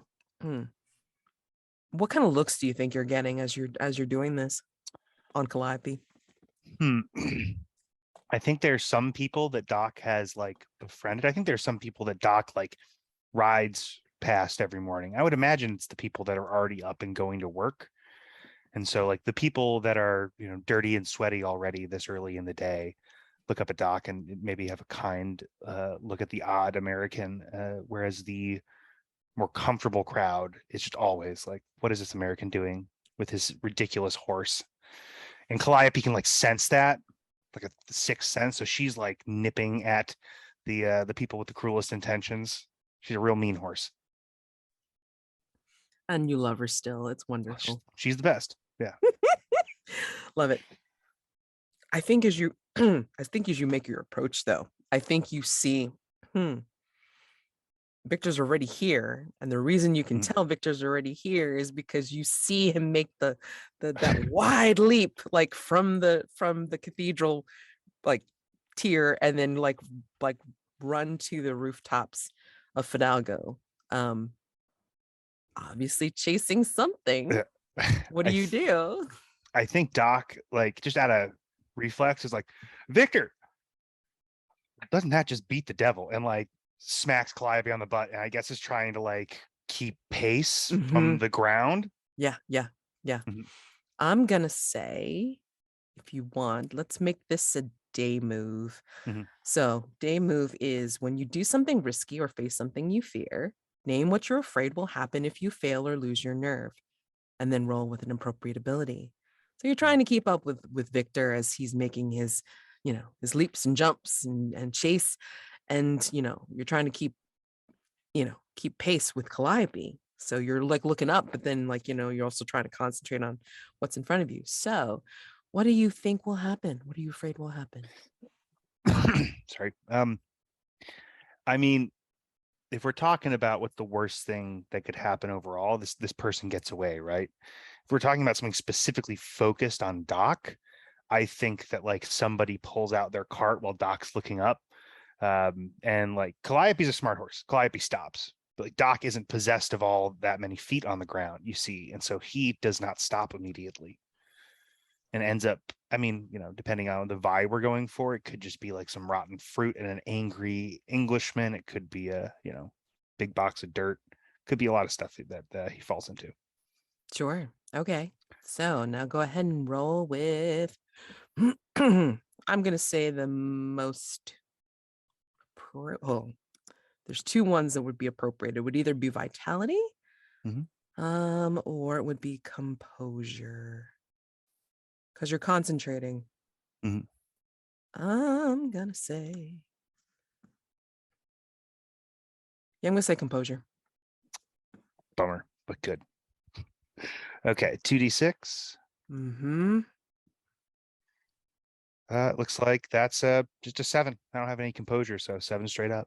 Okay. All right, great. So 7 on the day move. 7 to 9. The keeper will tell you how your actions would leave you vulnerable, and you can choose to back down or go through with it. If you go through with it, the keeper describes what it looks like. Okay. So yeah, I think, you're trying to keep your eyes up on Victor, like he's making his chase, but you're also trying to just watch what you're doing with Calliope. I mean, like, she knows you, and she can pretty much like kind of drive herself. But as you say, if you're not concentrating fully on what's going on in front of you, then she's going to do what she's going to do, and you're just going to go with it. Right. So I think she does have to avoid this cart. She does have to avoid, like, maybe, there's a, we as the audience can see maybe there's like, a kid pulling a cart out in front of her, and she swerves. And so as she swerves, she's like, going one way, and then unfortunately you're just concentrating, and then you don't realize that she has shifted from out from under you, and then you're going the other way. And then you will end up tumbled onto the street. Possibly worse for wear doing this. So what will my benefit be then if I push on? I'm kind of lost on that. Basically, if you push on, then you get a condition, which you can get rid of later through the vulnerable move, or you can do a mask to bump it up. You don't have to. I'm just saying. And then, like, you could just make sure that you succeed in keeping up with Victor. And then maybe, if you manage to keep up, it's like you will be able to, I don't know, run into somebody. I just wanted to, if I don't use a mask, I'm going to get a condition, but will I still be keeping up? I'm gonna say no. I think you're gonna like lose track of Victor, because it's like, Calliope went one way and you're like off the horse now. Although, I mean, if you think you can tumble through, then maybe you can just try to catch up on foot. So you just don't have the benefit of Calliope to help. Yeah. So, well, I guess I'm gonna back down. I don't see a lot of win out of pushing through. I'll lose them a little bit and get a condition and have to try to run them down on foot, and that's just not a good okay, not a lot of good can come out of that. So I think stop up. Okay. All right. So you kind of just like pull back and then just kind of watch what he's doing. Do you go back to the cathedral, or you think you're going to just try to meet him where you think he's going to be? I mean, that's a good question. Although, I mean, like, you can always run into somebody. So yeah, I think Doc is a bit put out. He loves a good chase. Sad he missed out on this one twice, because he could have been a part of it if he showed up at the same time as Victor, and then he bungled the chase down here on the ground. So I think he would maybe go. I don't know. I feel like he would be trying to A, get something to drink, B, like run into somebody, try to like get the word around this area of town about like any strange happenings, or newcomers to the I think seedy bar scene. Mm. I think what you do run into though when you stop Calliope short is a child. This young child is the one who was like, helping his friend like drag out a cart into Mhm. the alleyway. And he's dressed in fine clothes for some reason, but he's covered in dirt. He's got a cowlick in his hair, and he's just kind of grinning at you apologetically. It's like, you're all right, sir. You seem to be a little lost. Oh, no, son. Sorry if my horse gave you a fright there. No, it's fine. She's lovely. Well, she ain't that, but I appreciate you being so kind. No, just got caught up in my own head, didn't realize where I was going, is all. You trying to get up there, sir? Well, you mean up on the rooftops? Yeah. I'm a climber. I know how to get up there. I mean, is that something a lot of people do around here? Yeah, I mean, No. And then he kind of just puts his hands around, like, like behind him, and then because kind of like, does the toe kicking thing. And it's just like, nah, my parents just don't really want me to be around because of the thing that happened at the cathedral. But it's like I love to play around here. There's so many things to climb. It's beautiful. Look. And then he points to the rooftops, and it's like, I think you both see the back of Victor as his coat is like kind of like, just waving in the breeze as he's making chase. And yeah. So let's come look. I found a bug that's got eyes bigger than my paw. a bug, you say? Yes. All right, I'll see that bug. Why don't you tell me about other cool stuff you found climbing on the rooftops around here? Yeah, some really. My mom and pa say it's dangerous, but I can't help it. It's kind of exciting when you think about it. And he's like just mumbling to you as he's bringing out the bug, and then he's like, he's leading you to the side alley where his friends are, and you do conveniently notice there is a bar around here. So let me go over to Victor. Victor, you're making chase here. You can't really tell what it looks like, actually.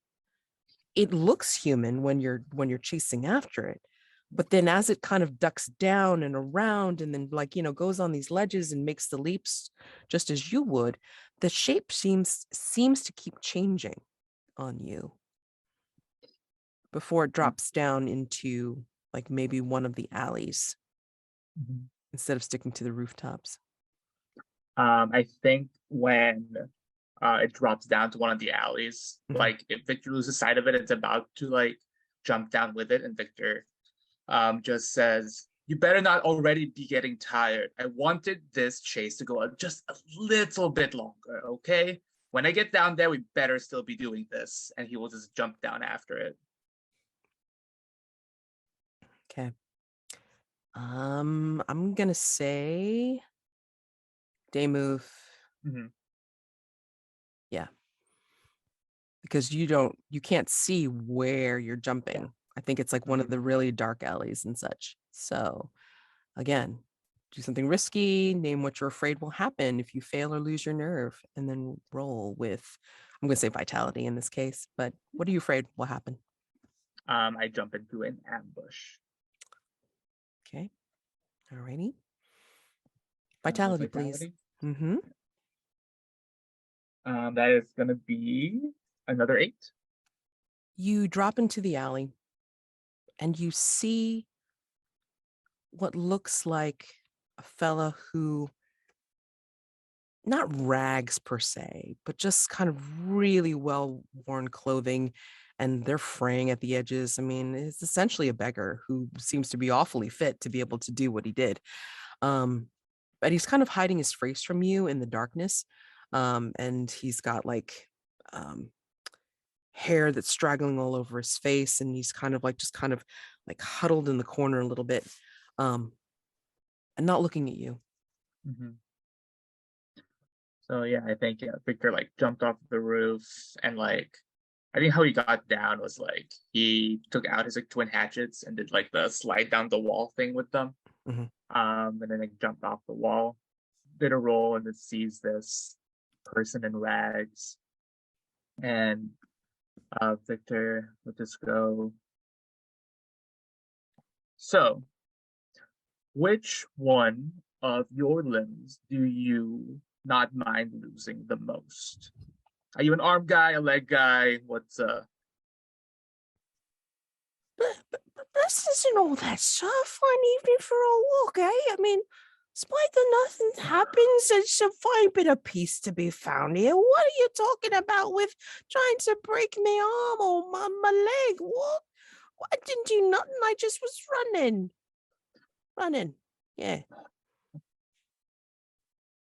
does everyone in this part of the town just run on the roofs? Is there really nothing else to do here? I saw a dark shadow. He was crawling on the Yeah. cathedral. I mean, after finding that one guy's body, it's like I had to run, and I like run far. Wanted to make sure I wasn't the one that was gonna get caught up there. Oh my God. You found his body. I looked up and I saw his body. Oh, you okay? It was the most horrifying thing. It looked like it was gonna slide right off. Oh. Yeah, someone's really gotta tell the priest about that. It's not gonna be good when singles night comes in and they see that it's not gonna be the right vibe for it. What? Um. What? No, it's not. I mean, hmm. So you're not made of stone or anything like that, just like a person. this is stone, sir. And he slaps the wall behind him. Me, I'm made of like soft, squishy skin. I mean, that's why I ran, because I didn't want to be squished like those other people. You're not like a vampire or like do weird stuff when the moon comes out. Just a person. I mean, maybe it's like if I knew that I was gonna be in darkness all my life. I mean, I suppose being a vampire wouldn't be so bad, but no, I kind of do like seeing the sunrise and such. No, sorry. All right. Well, I have to let you know you've wasted my time. That's on you. All right. I have my time, very precious. See, make this time like worth it for me. Like anything else you see, dead body, cool. I saw it too. So that's not that interesting to me. Do you have anything else that's more interesting than that about what you've seen around here? You've been on the roofs and such. So I want you to roll, Mm-hmm. and you're going to roll with presence in this case, since you're talking to him. Yeah. And then depending on how your roll goes, it's like I'm gonna let you know whether you. But we'll do information for this one. Information move with presence, and then we'll see how you roll, because there's a special rule for this. If depending on how you roll, I'd like we'll see how this goes. Yeah, that's gonna be plus. I have a +0 in presence, obviously. Okay. So it's a 5. Wow. Oh my gosh. Okay, great.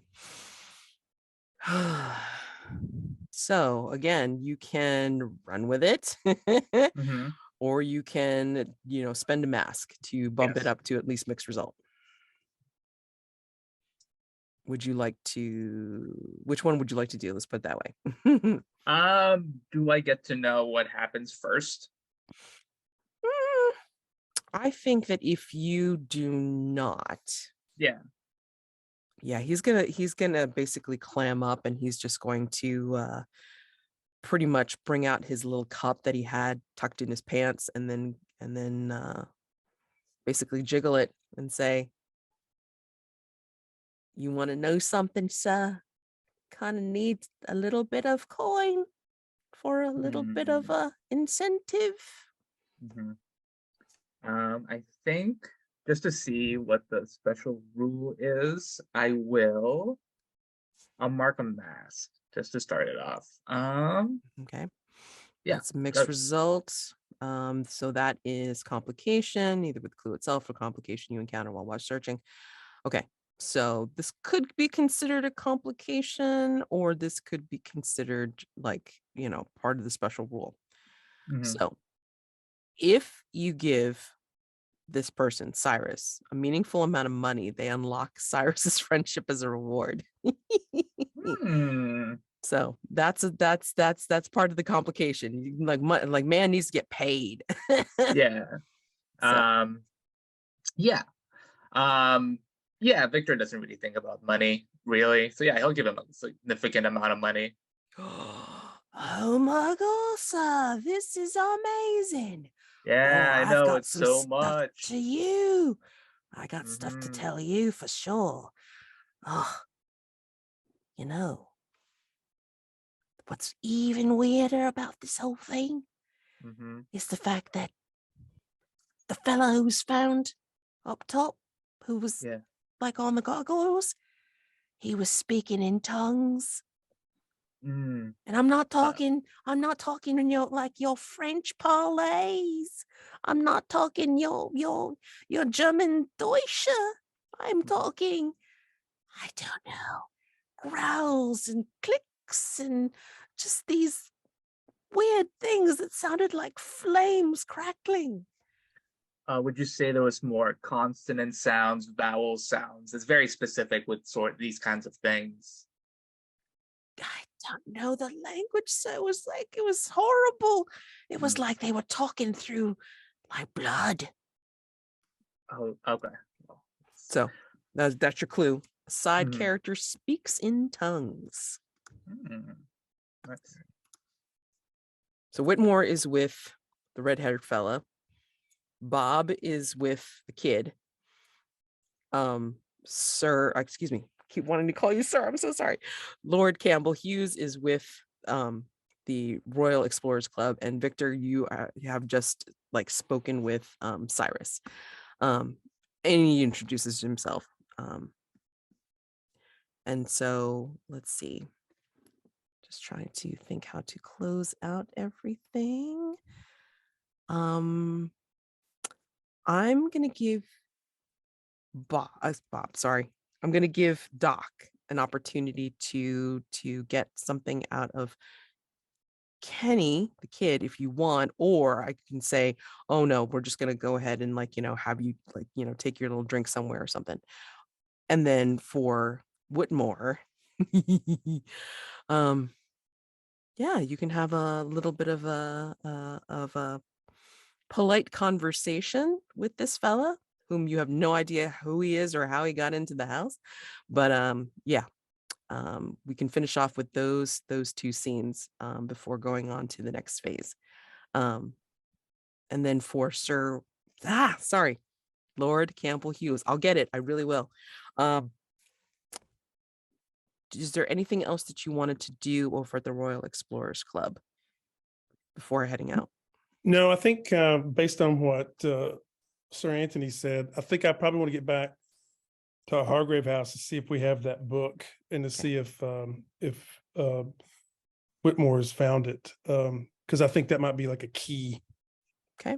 That we have like in our possession. Got it. Okay. All right. So let me deal with Whitmore first.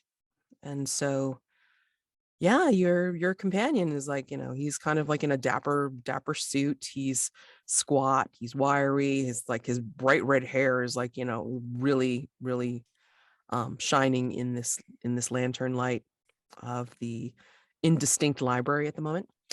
2 questions, if you don't mind me asking. How did you get in here? And what would you like me to call you? You do have a name. I do. Some people know me as Puck. You can call me Puck. As in Oberon's fellow? And his face does some weird contortions. Maybe, and maybe not.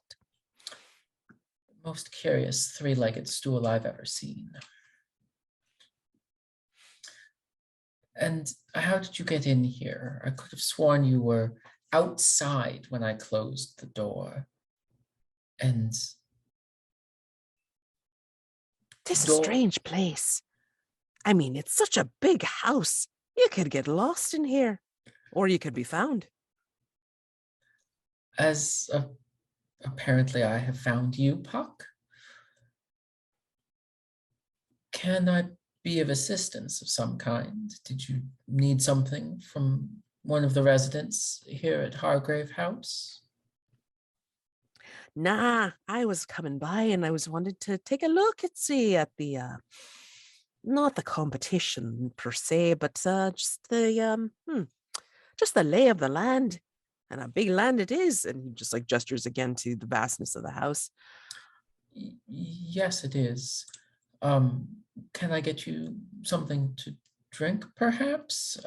We've got just about everything, though the gin is off limits. No, not at all. I don't need a bit of spot of that just yet. Although sometimes I thirst a little bit for the grog. You and I should come out for some grog sometime. That could be fun. Grog, you say? Yes. I'm not familiar with that particular drink. I could introduce you, sir. It'll be a fine night that we could have. But yeah, I just wanted to stop by, say hello. Well, maybe not say hello, but, again, just kind of take a little look-see about who was about this particular house.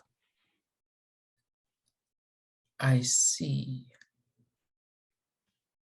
Why? There are plenty of other ways to go about introducing yourself to the members of Hargrave House. Oh, if you're in polite company. Sometimes I find myself quite impolite, yes. You may get along with Doc then. Is that the American fella? Kind of goes around, I guess, big hat. Oh, that horse. Oh, that horse doesn't Yes. like me, not at all, no. We'll keep that in mind should you visit again. Ah, I'm sorry, I'm still confused as to what exactly it is you're doing here in the library in the dark. sometimes you can find some mysterious things in the dark, whether on purpose or by accident. Who knows? And sometimes you can find a reflection of yourself just staring right back at you. That is why we keep lamps in here, to avoid that whenever possible. Oh, but there's the magic of dark mirrors, sir. Black mirrors are the best. And this is where he brings the lantern to his face and then blows it out, leaving you in darkness again. Doc, are you talking with Kenny, or are you going to just kind of I gotta bail talk and with go to Kenny. the bar? Okay. I gotta talk with Kenny. I already put him in the London thing. It's gonna be perfect. Kenny seems like a good egg. Yeah. I mean, again, he likes to sneak out and play, and he Mhm. tells you about how things are just really interesting over at the cathedral because of this. However, he basically tells you, and this is not a capital C clue, by the way, this is just a note. He tells you that he stays away from the catacombs ever since the incident. And he won't tell you what that incident is. It doesn't have to do with the deacon being found over the pulpit.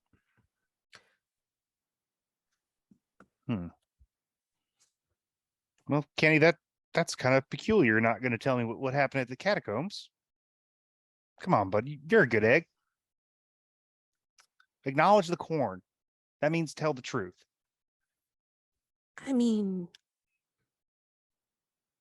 the truth can be scary. I don't know if I should be saying anything. I mean, it's something I'd rather forget, for sure. Now, I happen to know a thing or two about seeing stuff you'd rather forget. And how's this? You tell me, and I'll take that scary thought with me. And not only will I keep it a secret, but then it can be mine instead of yours. That's an awesome idea. Everybody knows that. You can do Now it. I know Give it to someone. too. Yep. Oh, wow. And then what he tells you about is, go ahead and roll me an information move using presence. Cool. That's still just 2d6. Mhm. Where's our dice? Very good. Roll it. Oh, has a 12 on the dice. Which Damn. becomes a 13. Okay. Oh, this is gonna be spicy, isn't it? Information move. On a 12 plus, you also find a mastermind clue. Congratulations. All right. And I'll explain what the mastermind clues is once we close out of the phase. I think he tells you what he finds or what he found in the catacombs. And he didn't know what to make of it. He didn't want to know. And he just kind of chased out of there, and he won't go back there ever again because of it. What he found was a severed, dried hand clutching a crucifix. And it's something I never want to remember again. But you have it now. You can remember, and I don't. Yep. That's the way it works, Kenny. That's mine now. So you can leave it be. Thank you very much. That's an amazing thing. I'm gonna share that around. And he will take leave of you, like, waving at you. And yeah, that's your clue. Severed, dried hand clutching a crucifix. And so we're going to see. And I'm sorry, Victor, did I give you your clue or not for Cyrus?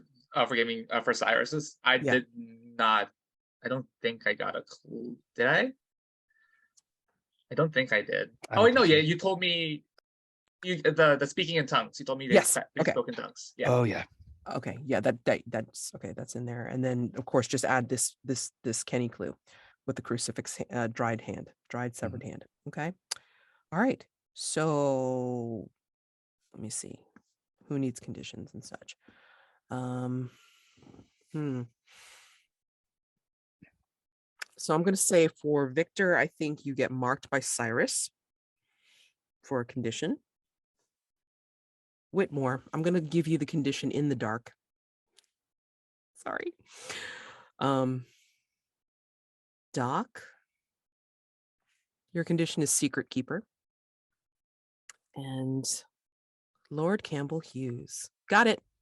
Your condition is... What am I getting a condition for?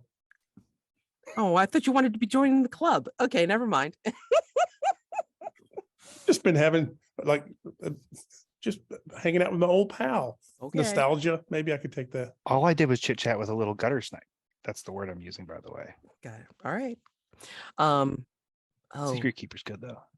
Okay. Well, I want to close out the phase by asking Lord Campbell-Hughes, do you ask him about the other thing? Yeah, and I think that's where my condition would go. I think after seeing the woman and starting to remember, I think that's where my condition would lie. Like maybe something about nostalgia. Maybe your condition is named old times. Old times. Okay. Mm-hmm. Yep. Okay. So we are going to close out of day phase. Everybody's sufficiently clued up. All right, great. And we're going to move into dusk. Oh, so let me just go over mastermind clues.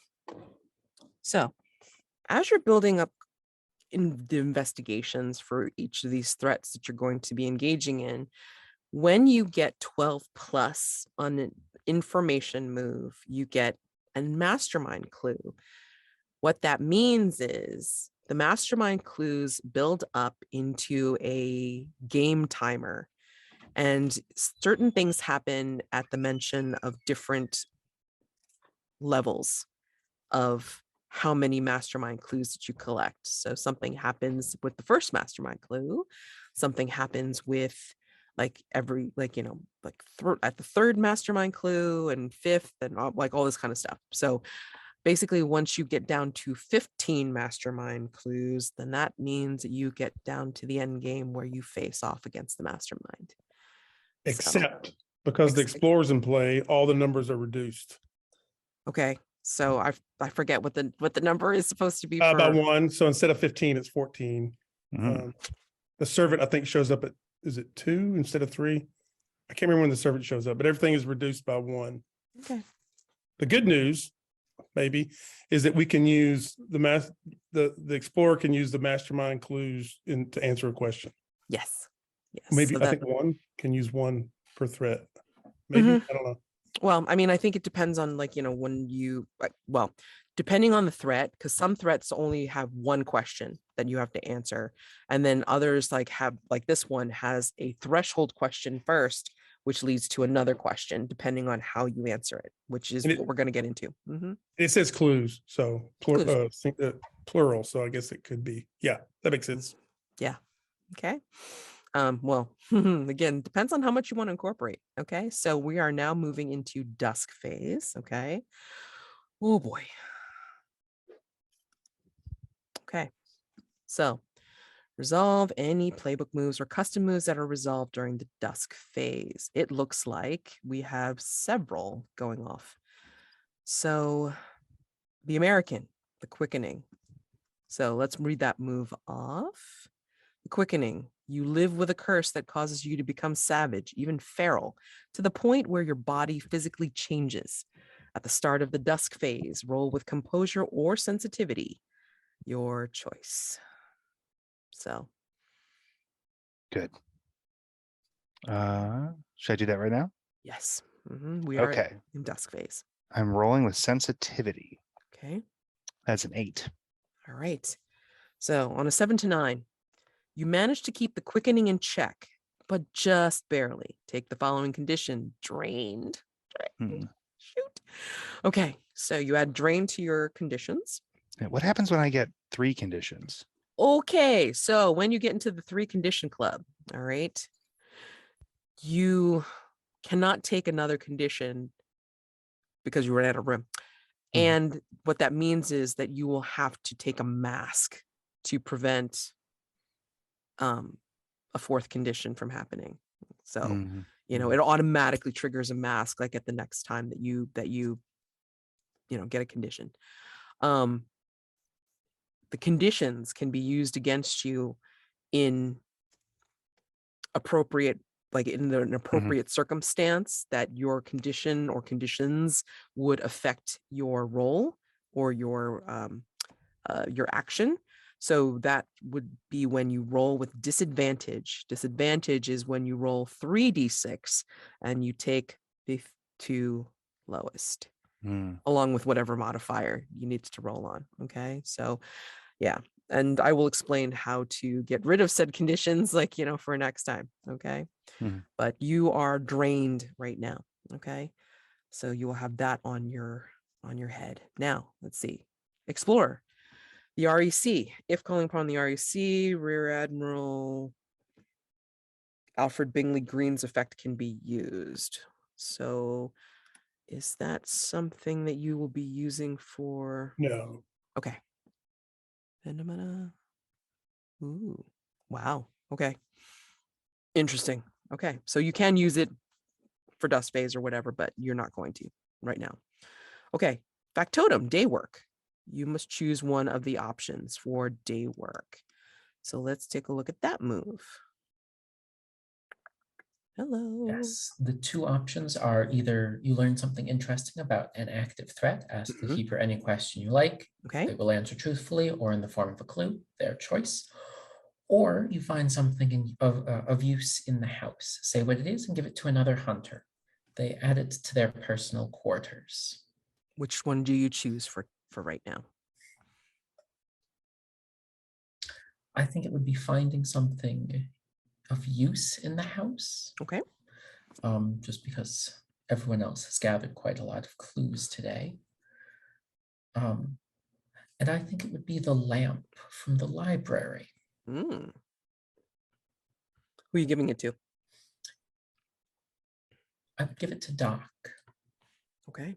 mostly because the night seemed tough for him. And apparently, this particular lamp is good at reflecting oneself and hopefully finding something better than what you're looking for. Nice. Go ahead and add that to your personal quarters, Doc. All right. Okay. So next step is paint the scene question about Hargrave House. So this is our opportunity to describe the house that you live in. I did add a tab in the character keeper called Rooms at Hargrave House, because you never know when at a future point you decide to call upon, hey, I'm in this room. Something here was useful and interesting to me. Boom, you got it. Okay, so go ahead and write your answers into that particular tab. We're going to do, since we're in the library, we're going to do the library. All right. Of all the rooms in Hargrave House, none feel more unstuck than this one. As you enter the library, what do you see or experience that feels a little off?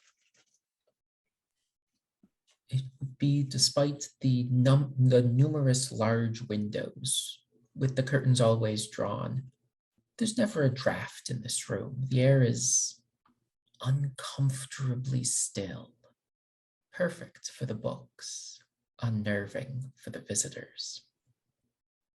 This is a paint the scene for everyone, just in case you didn't know. So each one of you add a detail for what feels off about the library. I'm going to say it feels kind of almost haunted, more so than the other parts of Hargrave House. But every once in a while in a mirror, you catch a glimpse of someone as you're coming in. They're like leaving in the opposite mirror. I mean, in the mirror world, you're coming in, they're going out, and they appear to be wearing red. I think that there is a whole section of books near the back that smell like burnt hair. So anytime you're in the back of the library, that's what it smells like. And it's not like overpowering where it's like, okay, we have to clean this, we have to take the books out.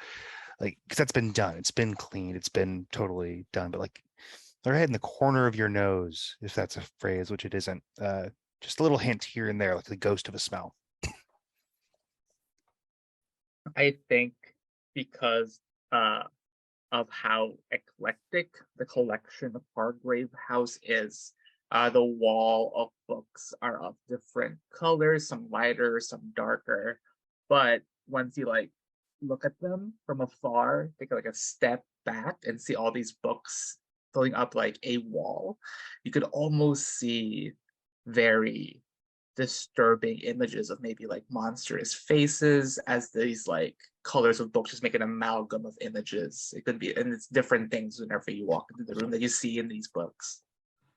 So now that we've done Hargrave House, every player says what their hunter will be doing during the upcoming night phase. All right, we're not going to get to it tonight, but I want to just kind of line it up for next time. So this way we kind of have an idea of what we're doing. And actually, like, this is one of the things that I wanted to introduce was the possibility of answering that threshold question for now. So this way it might help you decide what to do for the upcoming night phase. So you have essentially, what's it? How many clues? You have 5 clues on a complexity 2. So you only need 1 clue to start answering the question. However, if you can incorporate at least 2 clues, then you will be rolling with, a straight die and no negatives.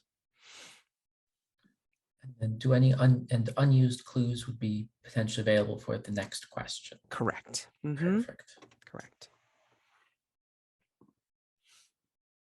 So any theories, or excuse me, like any ideas of what entity gave the gargoyle life? Demon, spirit, or man? And this is the freewheeling discussion out of character that you would all have, and I can even like pitch in for some of this as well. But yeah, you would just incorporate at least 1 clue, if not more. Is there one that everyone wants it to be? I think it'd be easier just to make it a demon. Seems like that's where the clue. Yeah. That's what the clues seem to be leading for, but I have no preference on demon, spirit, or man. Yeah, I don't really either. Oh yeah, we can do demon since it seems the clues are fitting for it. Okay, so incorporate 2 of these clues just to get a straight roll, or maybe 1 or more to get pluses. So which clues do you want to incorporate for this?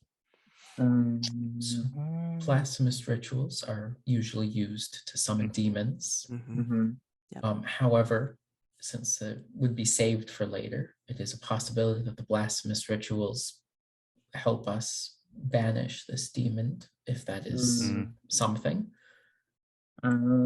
We could say that the side character's body hanging off the cathedral's roof had like ritualistic markings on it in like a sacrificial kind of way. Just add that context so we can use that clue up. Sure. Okay. And if we're going to keep the blasphemous rituals, well, actually, sorry, a side character speaks in tongues, right? Like that's, I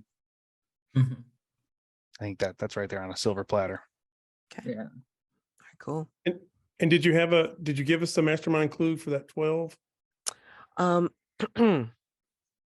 So let's see. I might be able to work that in. That'll Yeah. save us 1. Yeah, no problem. Let me see. I'm gonna say Lord Campbell-Hughes. I think as you leave, hold on, let me see. I'm trying to think if this is the one. As you leave a REC and you're remembering, looking at the woman and just kind of like trying to force your memory to give you a clue or try to help you figure out where you remember her from. I think you hear, I'm hoping this is the right cell. Unearthly singing coming from somewhere nearby, far away. You can't tell where it's coming from, but it's a melody that you remember hearing before. And then it's gone in the bluster and bustle of the London busyness. We can use that because the character who speaks in tongue could have been singing, right? Yeah, could have been. I was about to say. Yeah. Okay. All right. That's even creepier. Sure. Just a question about how the explorer's use of mastermind clues plays in. Those clues don't get used or don't get explained and used up like the specific threat clues. The unearthly singing stays around. I don't know the way when I run it, I usually I don't let the explorer use it again. I don't know about you, Mads. So for that ability to be able to just use like a clue, I mean, you can only use it once as far as I understand it, like for per threat. So yeah, I mean, like, 1 clue, not like not like a bunch of clues towards towards a threat, right? So I mean, like, and really, I mean, this is like the only one that's like you've built up so far. Yeah, I mean, like we can take that, and then like you add a +1 to the roll if you want to just like stop there, and then call it demon. All right, because of this and because of the unearthly singing, with in tongue. And yeah, so who's gonna roll? So somebody's got to roll, or I'll even accept one, like one die each for two players. Gotta roll Has that anyone 2d6. here not done a theorize roll before or answer a question roll? I haven't, but I'm in no rush. I have in Brindlewood, not in this though. Okay. I mean, I've done it before, and I'm pretty sure Daniels has done one before. So Well, if I'm the only one that hasn't done one, I can do that. Okay, 2d6 +1. Okay. 2d6 +1. Looks like an 8. Ah, good. Okay, so you are correct. It's not as cray cray as like when you have something where you have a beautiful theory and then oh shit, it's a miss. that's even worse. But no, we're good. Like the entity that gives the gargoyle life is a demon, and so therefore, let me pull up. So many tabs. Here we go. Let me pull up the next question so you can see it for next time. All right. If the entity is demonic or spiritual, what is needed to capture and banish the entity? This one would be a complexity 4. Okay. And to resolve the threat, you'd need to break the gargoyle asunder and banishing the entity that releases it before it can escape. So that's how you resolve. But you've only answered the threshold question. So just realize that even if you decided to try to take on the demon in the gargoyle for night phase, the upcoming night phase, it's like you can't really resolve it until you answer this question, this particular question. Okay. So yeah. And then again, you have right now 3 clues that you can use towards that particular theory. So conceivably you could answer the question, but roll on a -1. Some people may want to risk it. Some people don't. I mean, it's up. I leave it up to you guys. Okay. No Janus mask that needed to be on the table, that needed to be narrated. So that's good.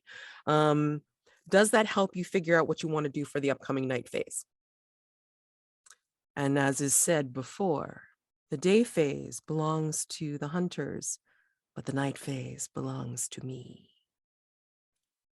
I'd imagine you'd need to do maybe a little bit more investigating somehow. It'll just be more dangerous for night phase. Victor, feeling responsible because he's the one who saw it, he would like to try to meet with the priest of Saint Cecilia's and just give him a heads up that there's like a body hanging from the roof. Someone has to do something about that. Sure. Okay. I think Lord James would ask Whitmore to pack some things because we're gonna go to the cathedral at night and see what we can find. And Doc. I think Doc's gonna get to what he was interested in earlier. He's gonna go cavort around the seedy underbelly of London, making friends, enemies, and I think to representing the point in sensitivity I took during character building, I feel like his detective process is often just kind of like wandering around until he gets a bad vibe, and then like, okay, great, this is where we're going to go then, and see if there's someone here who's going to try to cause some trouble, or etc. Okay. Bad vibe elsewhere. Okay. Because that's going to be leading into the concept of the unseen. So if you are not familiar with the between, night phase not only has like it's punchier, it's more dangerous, but it also has something called the unseen mechanic, which is where not only are you having hunter scenes at particular locations having to do with the threat or threats that you're investigating, but there's also a section that we cut to that is about something nowhere near where the hunters are. and it's like probably a slice of life, or again, as you say, the seedy underbelly of London. Okay. And so to get that echo of the night point for XP, what happens is we have you narrate the particular unseen that's being done for the evening. Everybody's assigned a prompt. And you are taking themes or images or sensory details from the unseen location and trying to tie them in somehow to the hunter scenes. So say, I'm not saying this is what I'm going to be doing for next time for the unseen, but if we're going to be doing something with the baker's son, right? That's the first unseen on the unseen tab, London at night. Like I would assign each of you a prompt, or if it's to paint the scene, then everybody does it. And so any details that are mentioned in the unseen, like somebody spilling wine, could be translated into, dropping like some blood in like a hunter scene, or vice versa. Basically what you want to do is try to like call back, like, cinematic callbacks to, hunter scenes along with the unseen. If you can do your own, like you narrate something about crushing some mushrooms in the unseen, and then like, saying that you're stepping on mushrooms in your actual scene, fantastic. But I'm not going to require it. I mean, like if you hear something really cool that you want to visualize and include in your particular scene from somebody else's unseen, that's awesome. So long as you meet the point of showing an echo of the night, echoing some sensory detail or thematic detail. All right. Or even like, being contrary. So like if it's all about love in the unseen, and then you're showing like, people hating on each other in your hunter scene, oh boy, that you can tie that in too, and you get that point of XP. Okay. So I think for next time's unseen, we're going to do the dinner party. That is on line 21. Should be the first one in that row. Dinner party. Okay. So I'm going to read it off, like, just so you have an idea. But yeah, we'll review it when we start up again. Eric Taylor has a good job as a clerk, and with his wife Abigail, they form the very picture of the respectable new Victorian middle class. Behind the lace curtains of their terrace home, they are throwing a small dinner party for equally respectable friends, the Davenports. The Taylor's daughter, Maud, plays piano passably in the parlor before dinner is served. So paint the scene will be everyone. Prompt 2 will go to Jeremy. Prompt 3 will go to Bob. And prompt 4 will go to Daniel. Okay, so we have that kind of lined up for next time. All right, and so I'm going to mark this so I remember for next time. All right, and that will be how we finish up. Yes, that'll be how we finish up dusk phase. All right, so night scenes will come.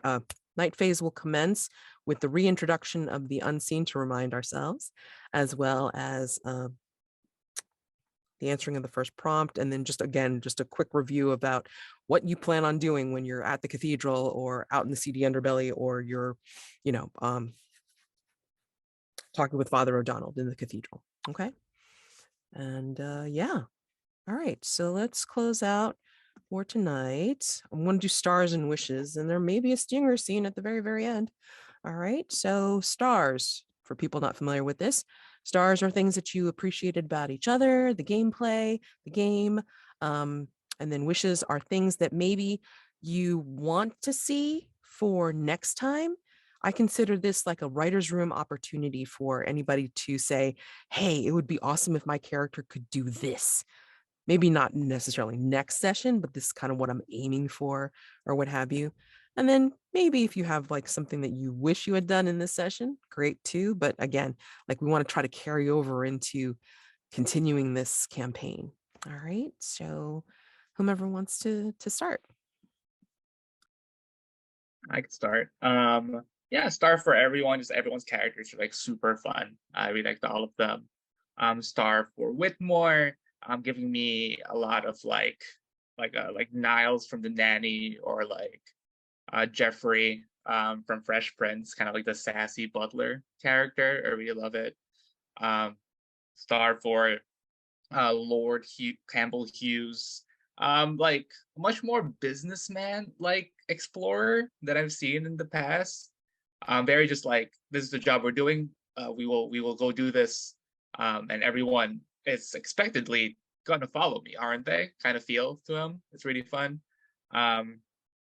And star for Mads. I did the same mastermind in my campaign, and I feel like I didn't do like you were like, oh wow, I played mine like the worst. Mads definitely plays this a lot better than I did.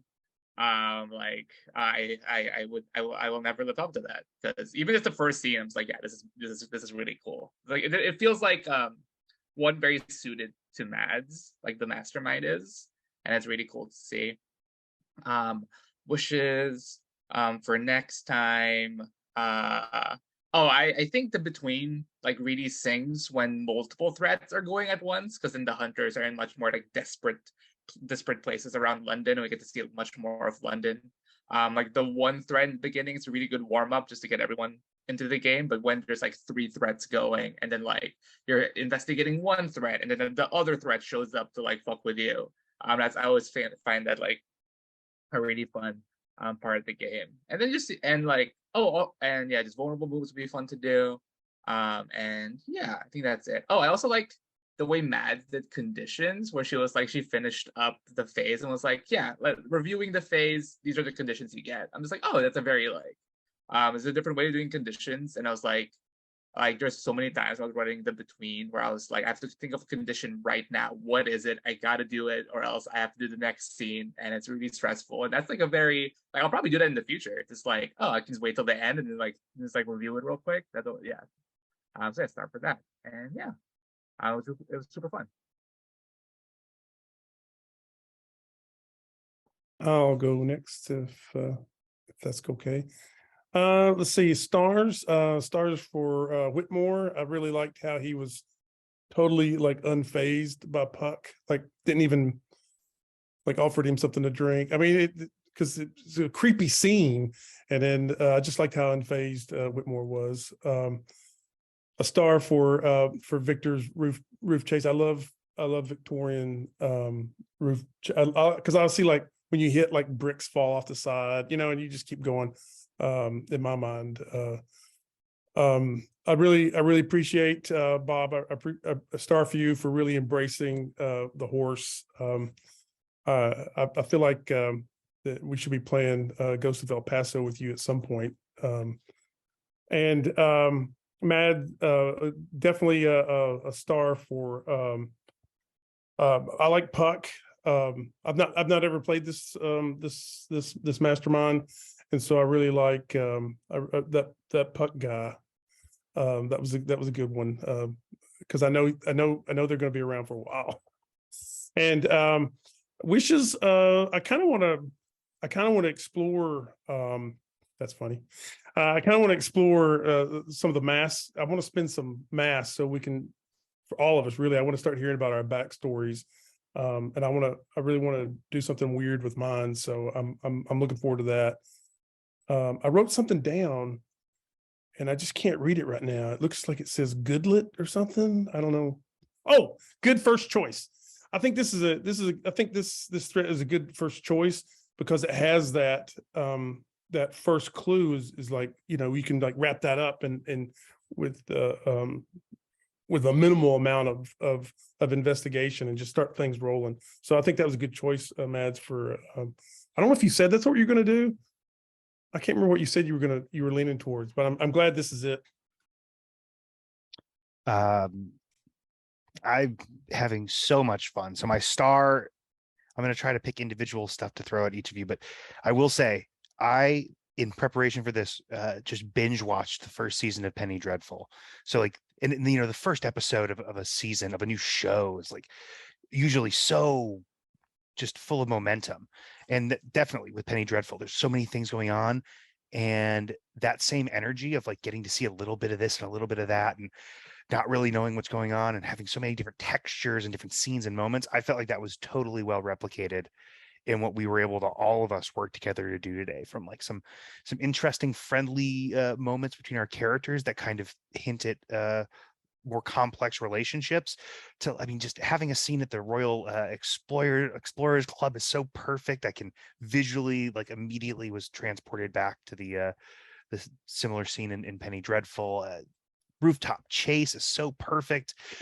Weird conversation, Mads, you being able to pitch up that kind of out of nowhere weird conversation with the tiny rapscallion, again, like the texture of it all, so perfect, so evocative.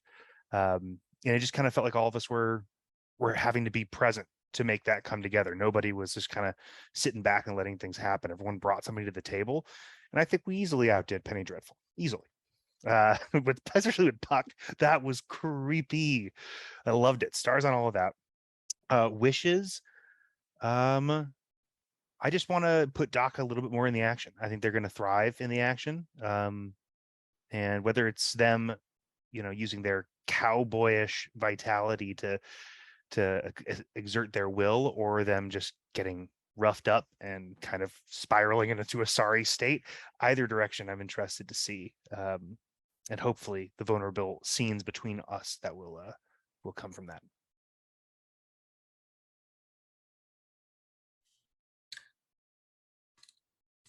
And then I think a star for everyone for the personal quarters items. Definitely some things across the board that I was not expecting to see. The treasure map, the horse, the teak box, the saint's finger on a chain, just things that people who hunt monsters for a living keep were brilliantly created. And then a second gold star for Mads for putting all of this together. Despite what sounds like too many games syndrome, I think you've done fantastically. There are dozens of other things to point out, but I'm going to stick with that. As far as a wish, it's not realistic, but for some ungodly reason, the first thing that popped into my head was Whitmore at some kind of machine gun with Lord Campbell behind him, teaching him how to aim, a la pottery wheel style. That's not something that needs to happen, just the first thing that popped into my head, which is a mistake. But I would, oh yes, like Ghost. But I would at the very least like to see what does actually phase Whitmore. Seeing just a man be creepy in the library didn't. I'd like to see what phases him.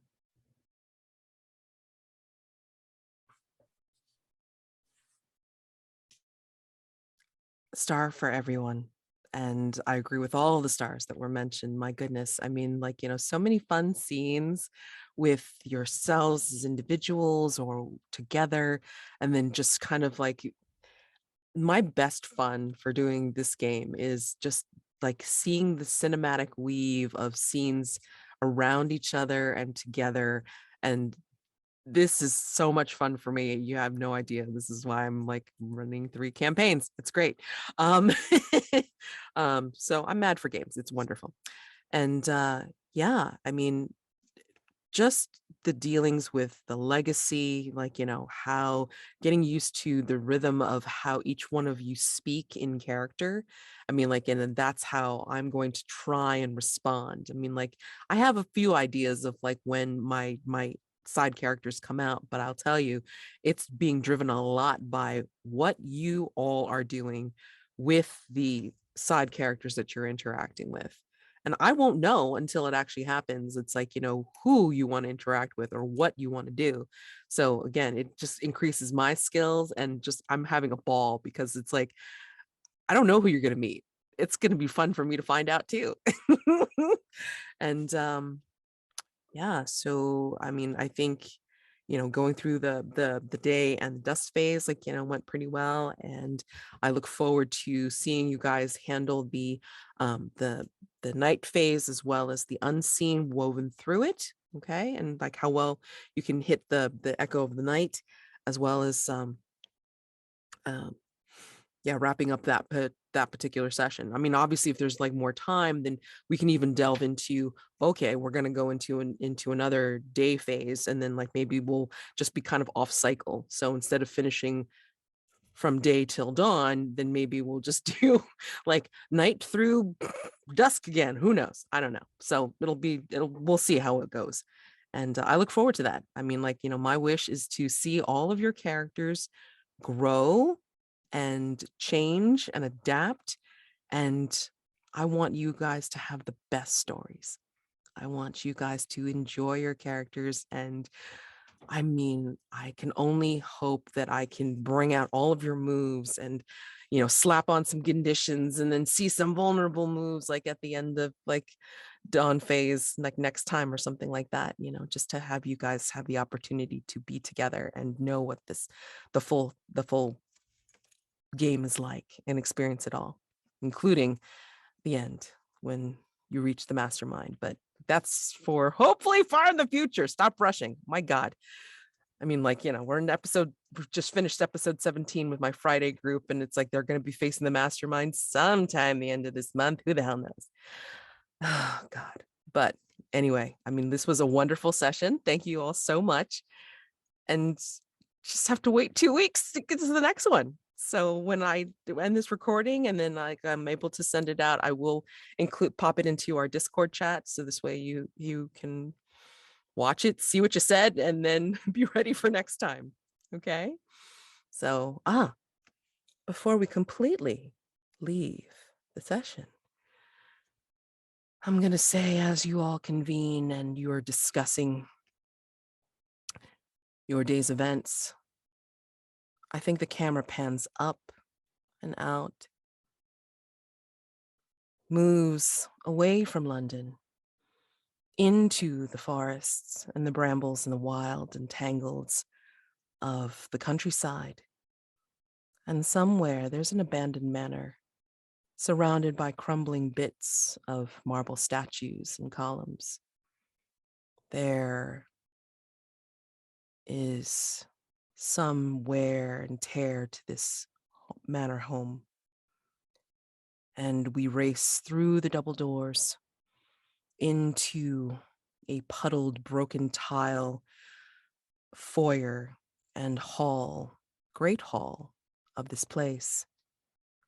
And there is a grand seat with faded velvet and a high back, almost like a throne.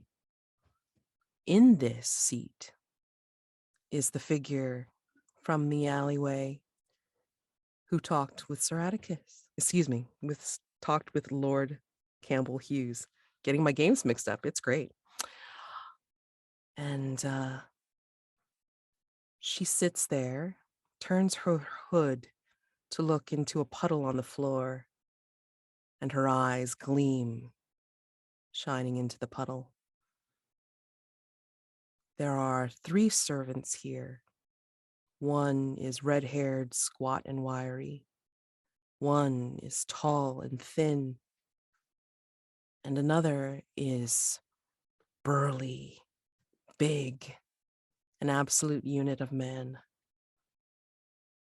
And the figure in the burgundy hood looks into the puddle, stares at her own reflection, and mutters to herself over and over, "Hargrave House.